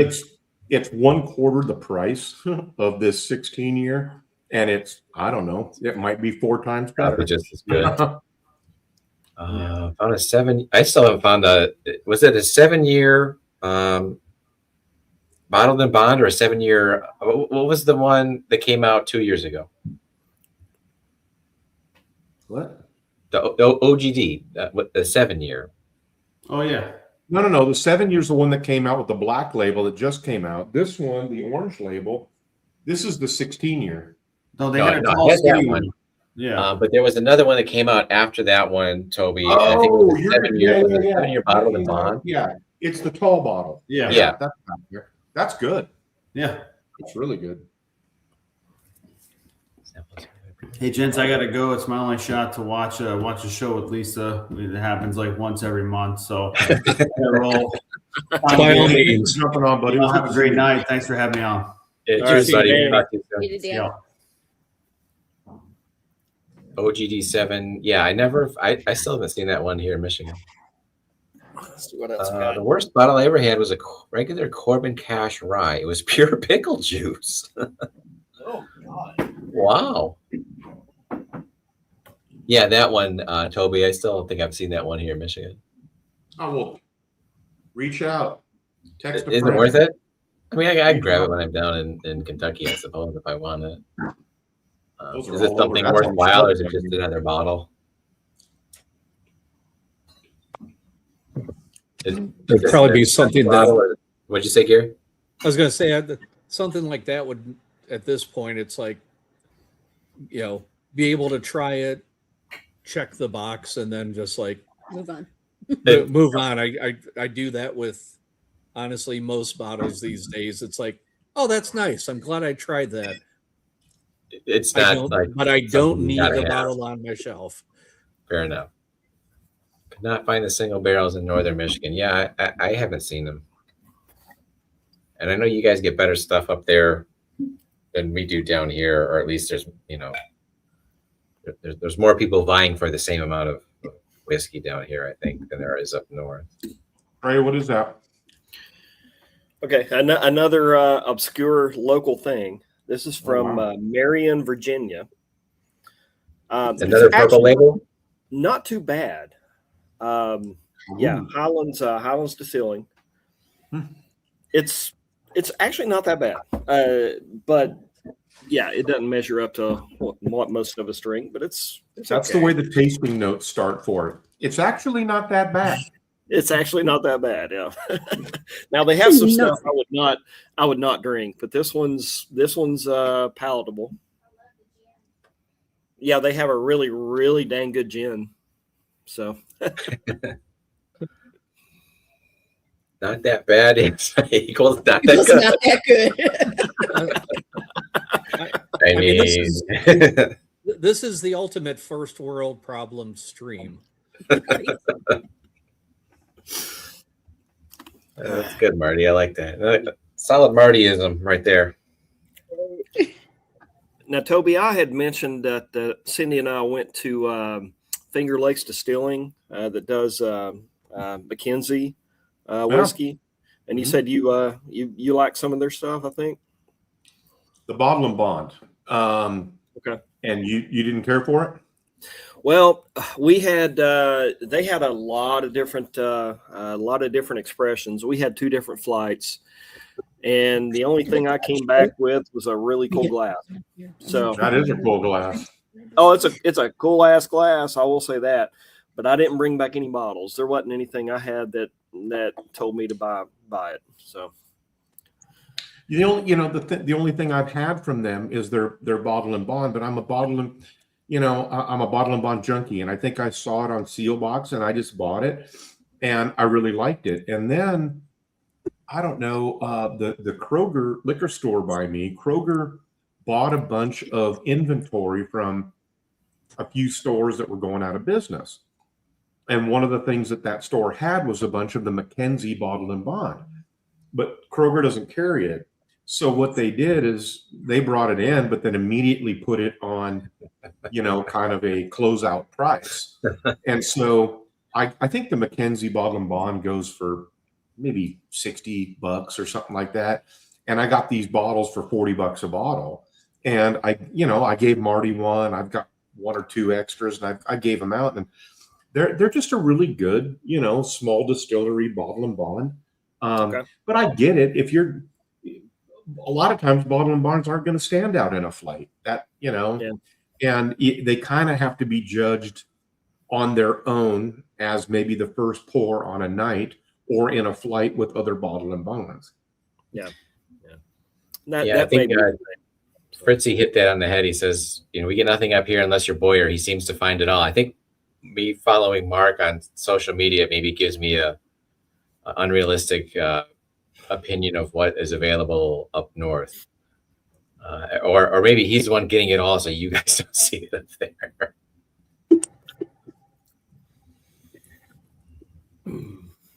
Yeah, he does seem to do well.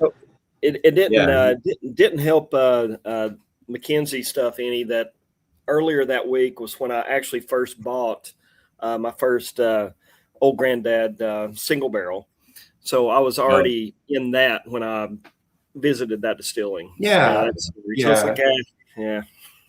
And that's the thing is, I think, we all start off the night quite often in that 90 to 100 proof range. And I think bottle and bonds kind of have to be, they always lose out if you're going to put them up against, heavier hitters. But Trey, one of the things we did earlier, maybe 6 months or a year ago, is we all had different bottle and bond flights or something like that one night. And I know in mine, I knew it, it was single blind. I knew it was in the blind, but I couldn't have told you which one was which. Mackenzie came out on top in my flight. And the one I thought was going to come out on top is Jay Rieger. It came out somewhere in the middle. Mackenzie beat them all. It was, interesting how that stuff works out. Yeah. Well, I'll be going up there again at some point because we really, really enjoyed the area. We love going to the racing up there.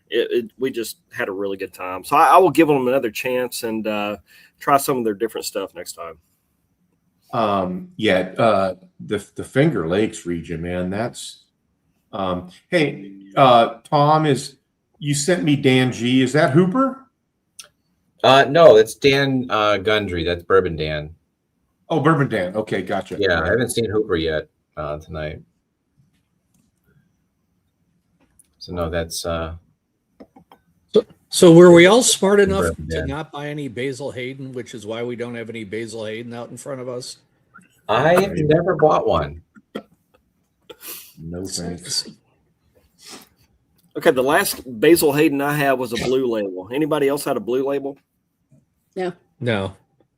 Yeah, apparently that one was a mistake, and I somehow got lucky and found one. It was supposedly a rum finish thing, and actually it was okay. I enjoyed it okay, but yeah, I don't think you'll ever see it again.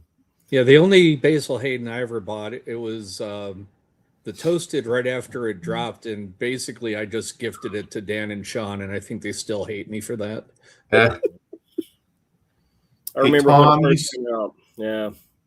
Tom, you sent me Marty for 3, and you sent me another Marty for 3. Is that correct? I think so. Marty, can you confirm that? I see like 2 Don't separate. Ask him. He'll never tell you the truth. Are you kidding me? Yeah, I think it's 2. He's got 2 separate transaction numbers. Okay, cool. All right, then it's probably right. Yeah, I remember right after that Basil Hayden toast come out, I found it at a local liquor store. They had it for $51. Like, all right, score. I tried it, and it's like, damn. I mean, it's low proof, and if it costs half the price of what they sell any of their products for, I wouldn't say boo about it. But it's it's whiskey, I think, made for people who don't really drink whiskey, but want something of a higher perceived value, because it does look nice on the shelf. I think that's an excellent way to put it, a higher perceived value.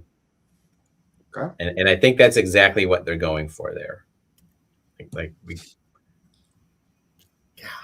I don't know, the toast. I don't think there's any value there. Golly, it just doesn't. No, it's just awful all around. Never bought Basil Hayden. Only time I drank it was with Nick Jones while at Evernorth. I don't know that I've even tried a Basil Hayden myself. Maybe one. That tracks though. Yeah. The man does love his Basil Hayden.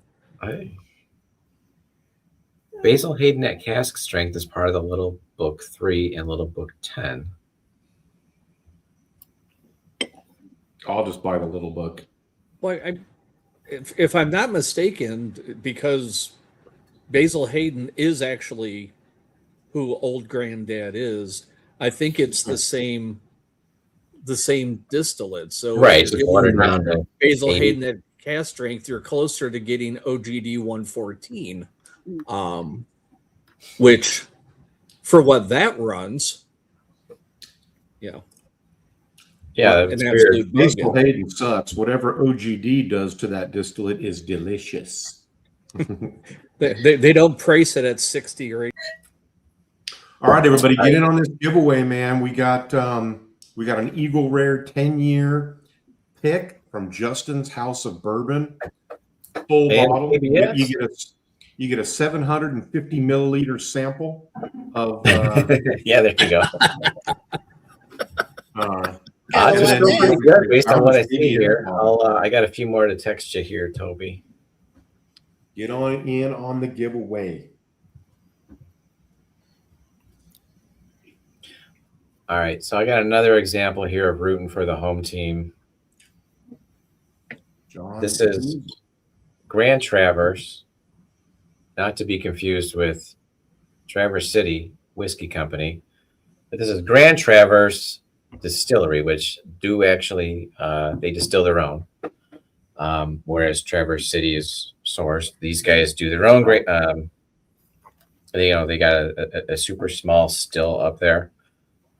This says malt whiskey, and you can't really see it on the label unless you kind of get right up to it. But it's cherry wood smoked malt whiskey, 100 proof.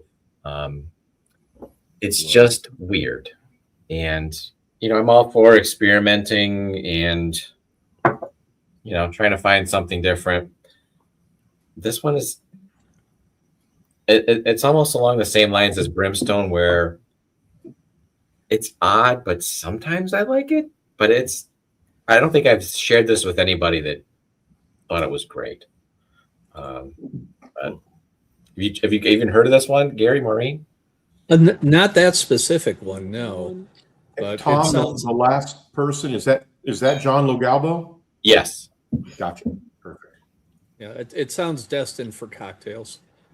It's almost like they were trying to channel some sort of a Scotch vibe, and I don't know. I wanted it to be better than it is. I think. Fair. Again, root for the home team. Hope they do something nice, but not always. Basil Hayden malt rye might be one of the few things I've tried worse than old. Wow.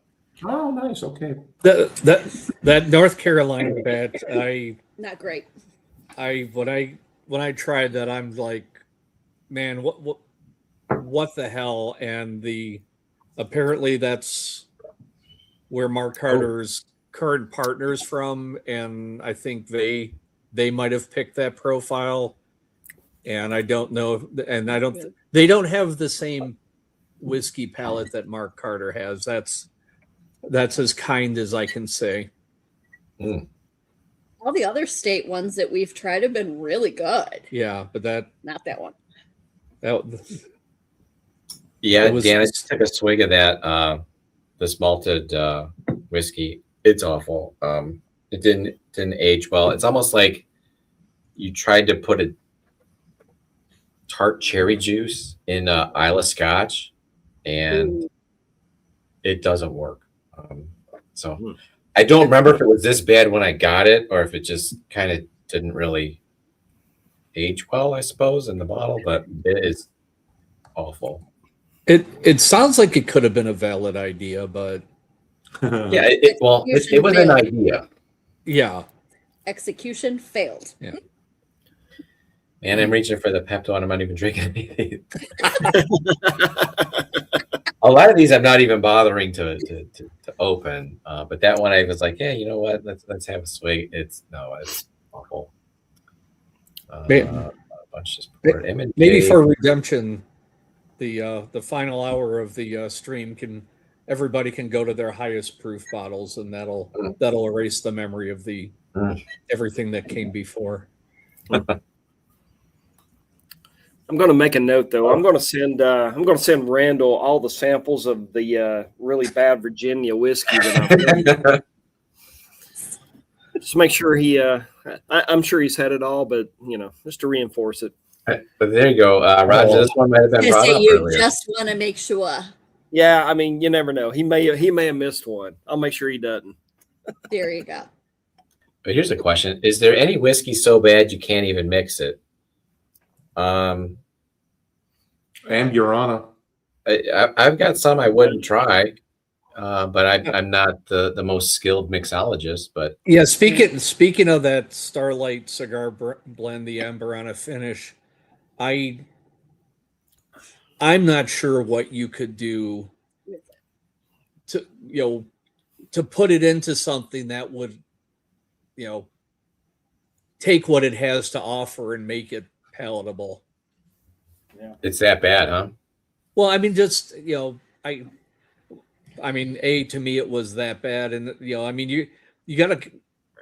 It's there you go. It's aggressive cinnamon, like dirty cinnamon almost. If I'm recalled, it wasn't a pleasant experience when I tried it.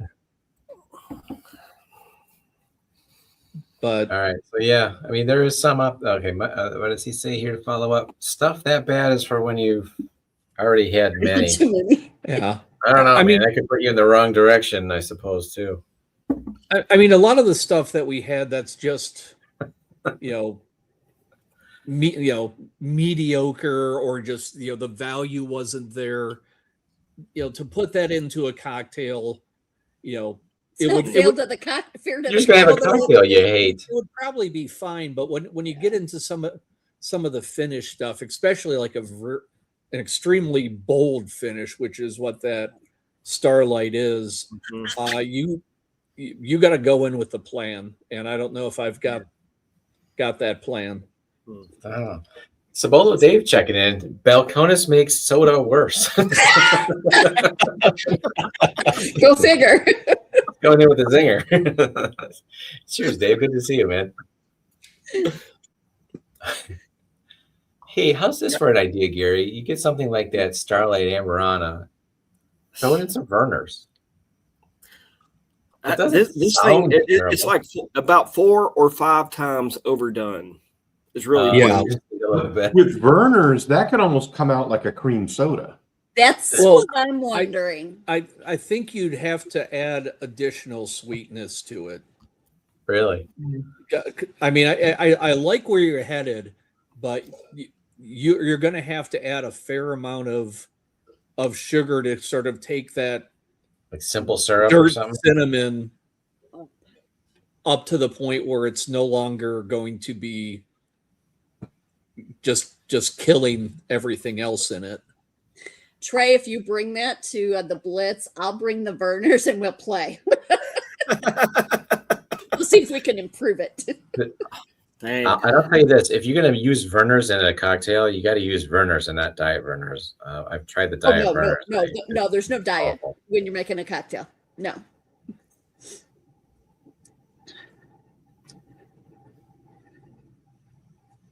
I might even bring a black cherry Vernors just to see if that helps. Did you like that? I do. The black cherry, I thought it was okay. I think I was hoping for something more. I get it every summer when it comes out. I do get a couple of cases of the cans, and once I've gone through the couple of cases, I'm like, okay, I'm good. Maybe we'll see if we can kidnap the kid from Louisville and bring her down and See what she comes up Sure. with. Try to mix some of these things into actual cocktails that you would want to drink. Right? Diet beverages are awful. Whoever said that, I am on board with. I can't do artificial sweetener. Yeah, No. I like a Kentucky Mule, and I tried to do it with Diet Vernors, and it's not the same No. experience. The aspartame taste of a diet. Milk is good. No, thank you. But you know, Alright, think Hooper. about it. We put vanilla ice cream in it, make a Boston cooler. It's just a warm Boston cooler. Something about that seems wrong. All right, Hooper says Fago Rock and Rye. Now, Yes. do they still make that? Yes, they do. Yes, they do. I see the cream I'll bring soda some of and that, maybe too. like some of the others, but I don't think I've seen a Rock and Rye in a minute. Yeah, I'll bring some rock and rye. I'll bring some Vernors. We'll play. Pumpkin whiskey, not a thing. I mean, there you go. There's your You really niche, want me to Beckett. explain that? Am I modded? I might time him out. Because damn, ugh. I bet you it probably is. It's just not a big hit. I would be Yeah. surprised if there's not some pumpkin whiskey out there. God, I hope not. But there probably is. I never liked the pumpkin beers, but that doesn't stop every single distillery from doing one. Some of them are good. So there's one out of Avery in Colorado that's like one of these 16% things, and The that barrel aged. and that So good. is So good. heavenly. But beyond that one, I'm with you. See, this is my favorite time of the year for beer. I love Oktoberfest, Fest, Vienna, Marzen, but I don't like pumpkin beer. And so I was just wandering around Total Wine and Liquor Barn today, kind of creating my mental shopping list for, loading up my fridge for like the next 3 months with all sorts of killer Oktoberfest, Well, you're not wrong. Those are all hitting the shelves, especially at Total Wine. We were just there last weekend, and my wife loves the Sierra Nevada ones because I didn't realize it, but it's a different collaboration every year. Mhm. So I was looking on their website. I'm like, it says they have it. They didn't have it on the shelf. So we finally found somebody to chase it down, and they did have it. So we brought home a 12-pack of the Sierra Nevada Oktoberfest, and neither of us like it. so this year's Sierra Nevada, it might be a try before you buy situation, but historically it's been really good. This year's is like kind of lemony. Let's see. Hearing about pumpkin when it's 100 degrees every day is making me jealous of people who have seasons. Where are you at? Tell us what state. Southern Tier makes pumpkin whip. Okay, that tracks, John, because I know that they are one of the bigger pushers of pumpkin beer out there. Right? I mean, that's the one I think of. Right? It is Southern Tier, right? Like, don't they have a bunch of them? Barrel King did a pumpkin spice type blend last year. Gross. Clegg beer, whatever beer Jack had. That's right. Houston. Okay. Yeah. No seasons down there. Right. Just eat. It's still too warm for us to be talking pumpkin and spice and all that crap. So I'm still in beef mode. Thank you. Finished in caramel espresso. No, sea but salt. all the Oktoberfest beers are usually very light and perfect for hot weather. Yeah. Just I don't want to talk pumpkin and Yeah, not yet. Not yet. It's still too It kind warm. of signals Put the your beginning pumpkin of the spice asses back in, hiding for another month or so. Sierra Celebration. Is that like a Christmassy thing? Like Yeah. That's one of the best Christmas beers ever is Sierra Nevada Celebration. It's fantastic. I don't know if I can remember trying that. I used to be huge on like Untapped. I would keep track of everything I drank and score it, whatever I could look, but I don't remember it offhand. I do remember like their basic IPA. the hookup with the celebration is wait till after New Year's, and on like January 1st, it all gets marked down. And buy a case of that and stick it in your fridge, because it's a great beer to drink through the next 2 or 3 months of winter. Richie says it's out in September. Okay. Well, maybe I'll look for that. Is it like we used to get some of these seasonal bottles from the breweries that were like, bombers, like 22 ounces. No. It's a 6-pack bottle. Okay. And it's just a great Christmas ale. So it would be kind of in the brown ale category, but it would be a bigger beer than, like a Newcastle or something like that. Newcastle's probably 4.5%. This is probably going to be darker, but maybe not quite a stout type thing. Yeah, it's not a stout. It's more of a dark ale, but it's it's bigger and richer than like Newcastle or things like that. All right. Cheers, Ernest Stevenson. Welcome to the stream. Good to see you. Yeah. Tell us why drink beer when there's bourbon. Fair. Sometimes you want the volume. I'll be honest. If I'm going outside, I'm sitting in the pool, I'd much rather have a cold beer than a whiskey. You can kick back with 12 ounces of beer easily. 12 ounces of whiskey, would not recommend. No.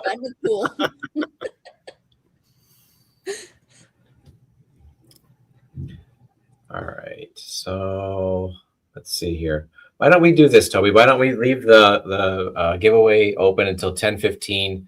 Then we'll stop. Okay. We'll get the wheel going.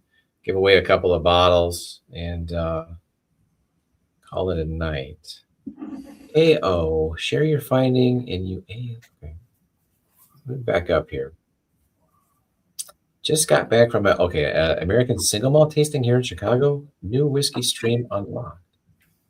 Okay. You know what? We've had a really we've had a good night tonight with channel donations or whatever, and so I'm going to add a bottle. So we got like what do we got? 6 more minutes before we shut down the wheel, everybody. It's going to be your choice. You can either have a Lawrenceburg Distilling 7-year high wheat rye, or a Liquor Barn. It's the most recent Green River barrel strength wheated single barrel from Liquor Barn. Whichever one you prefer. Ooh. And so it'll be your choice. But I just want to see if we can spice it up here, heat it up a little bit in the last few minutes, and get a few more shuckles coming in. That high wheat rye from Lawrenceburg is fantastic. Don't snooze on that, because that bottle's no longer available. Right. That's for those that don't know, that's Larrikin now. That's Larrikin, and you can get the Larrikin 8-year. The Lawrenceburg Distilling 7-year is gone, doesn't exist anymore. But the high wheat rye mash bill is completely unique, unlike anything else you've had. So merch and a couple of taproom only bottles. Where's this from, Ernest? Must have missed that. Yeah.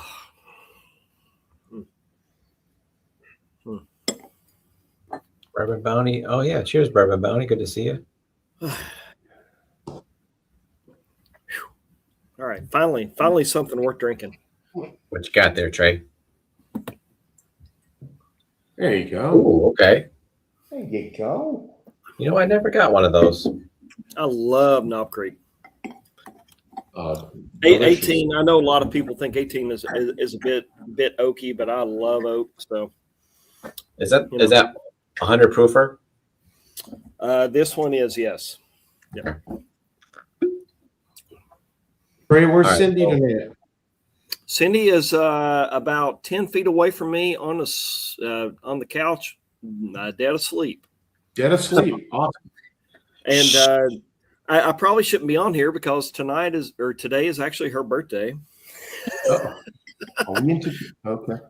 We're celebrating. Well, we celebrated dinner last night, and then I'm taking her to one of her favorite distilleries, I'm sorry, one of her favorite vineyards tomorrow. So Okay. Very good. As I say, did you celebrate a little too hard, too early? nah, not really. It's after 10 o'clock. Oh yeah, she's been Oh, yeah, asleep this for He's done. an hour or so. Yeah.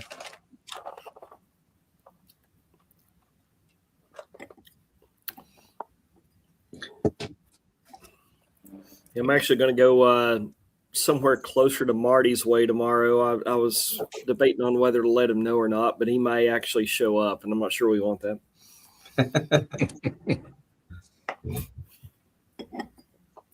Love you, Marty. Generous as always. That Lawrenceburg Weeder is great. Yeah, no Mark lie. I got a bottle of passed out that as like well. a half hour ago. Well, that's true.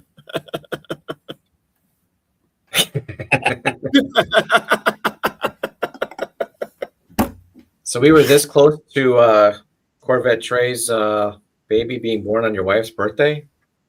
Yeah, she was hoping it would be today, but that would have made it very convenient to remember. But Still got a couple hours. It could happen. you never know. It may Day's not happen. over yet.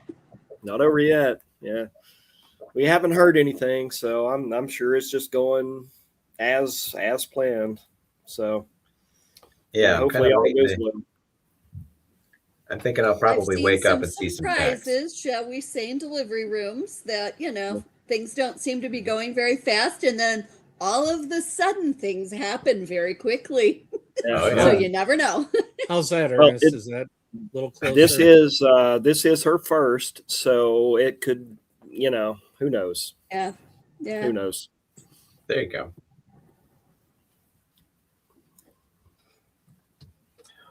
Boy. Our first, my doctor thought he was going to come back at dinner time and maybe after dinner to deliver our first one. And I delivered her at lunchtime. Yeah, Trey, there are certain things that we don't mind seeing live stream, but live birth probably not one of them. No, I'm not sure he knows what he's getting into either. We'll talk live birth after midnight. Yeah, I can remember those moments, and it's something. I'm just going to leave that alone. I'm just Yeah. going to leave that alone.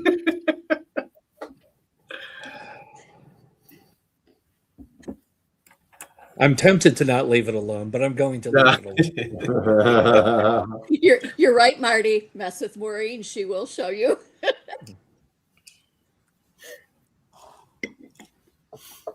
No, I distinctly remember our two very different experiences, and not something I'd want to live stream, nor would my wife. No. I believe photos of certain processes, especially videos of, warranted divorce. Well, she would probably get a kick out of replaying my reactions, but that'd probably be about it. Yeah. Yeah. But no, that's awesome. All right, well, why don't we do this? I think we're all. Oh, hang on, we got one more late entry here, Toby. Oh, shit. Oh, and that last one wasn't 10; it was 2. No, I figured it was $10. Yeah. All right, yeah, I kind of went off pattern here.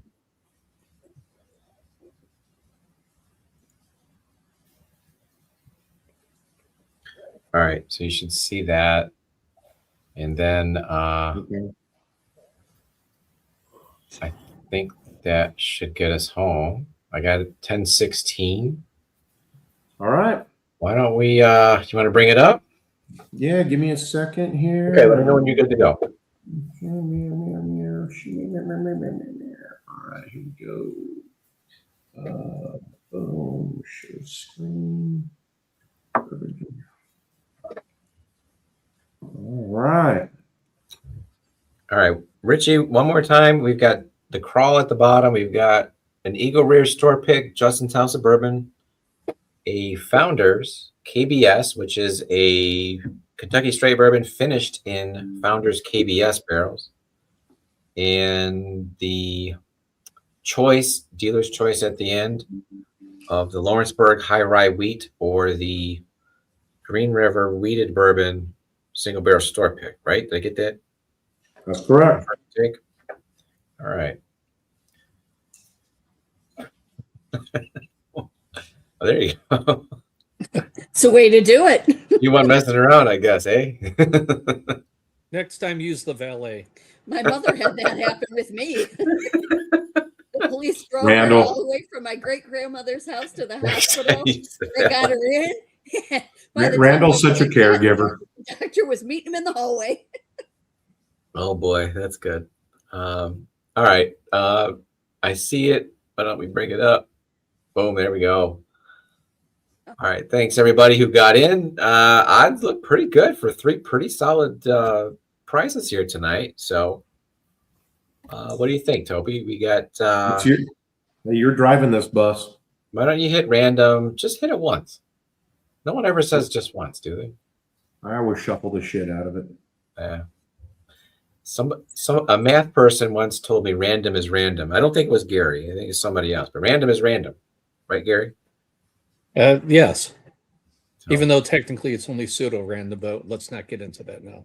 Okay. All right. Why don't we do this? Why don't we spin for the Eagle Rare store pick first, Toby? Boom. Here we go. And this one was put up by Toby, so thank you again, kind sir. Oh, look at that, baby boy. Wow, would you look at that?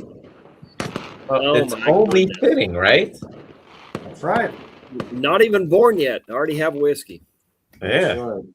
Love it. Yeah, you could put it aside for him until the timing's right, or share it with your wife when you get home. I mean, there's the possibilities are Or in. not, But, you know. congrats.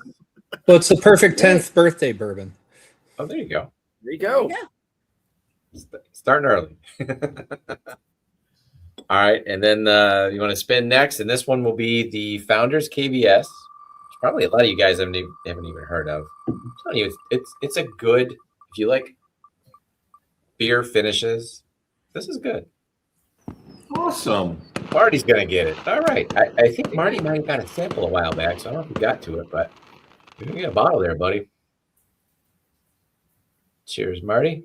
We got one more, and this will be Dealer's your choice. choice of the two. So hopefully you're here, or Toby's going to pick for you. I want that bottle to go to Cindy Larkin for her birthday. I can make that happen. Fancy. Nice. Lawrenceburg, please. She just might Which be one? hanging around here still. Lawrenceburg. Oh, good for you. Good choice. choice. Boom. All right. Real Boom. good choice. Have you had that one yet, Maureen? No. Oh, it's really good. I think you'll dig it. On my second child, I was locked out of the hospital waiting for 3 hours. Fortunately, he waited until 6 a.m. when staff was coming and just let me in time. I have questions. Why were you locked out for 3 hours? Right. What did you do?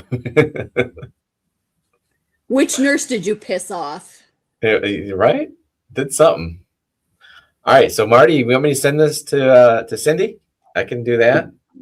Cheers to everybody that got in. Cheers to everybody that hung out.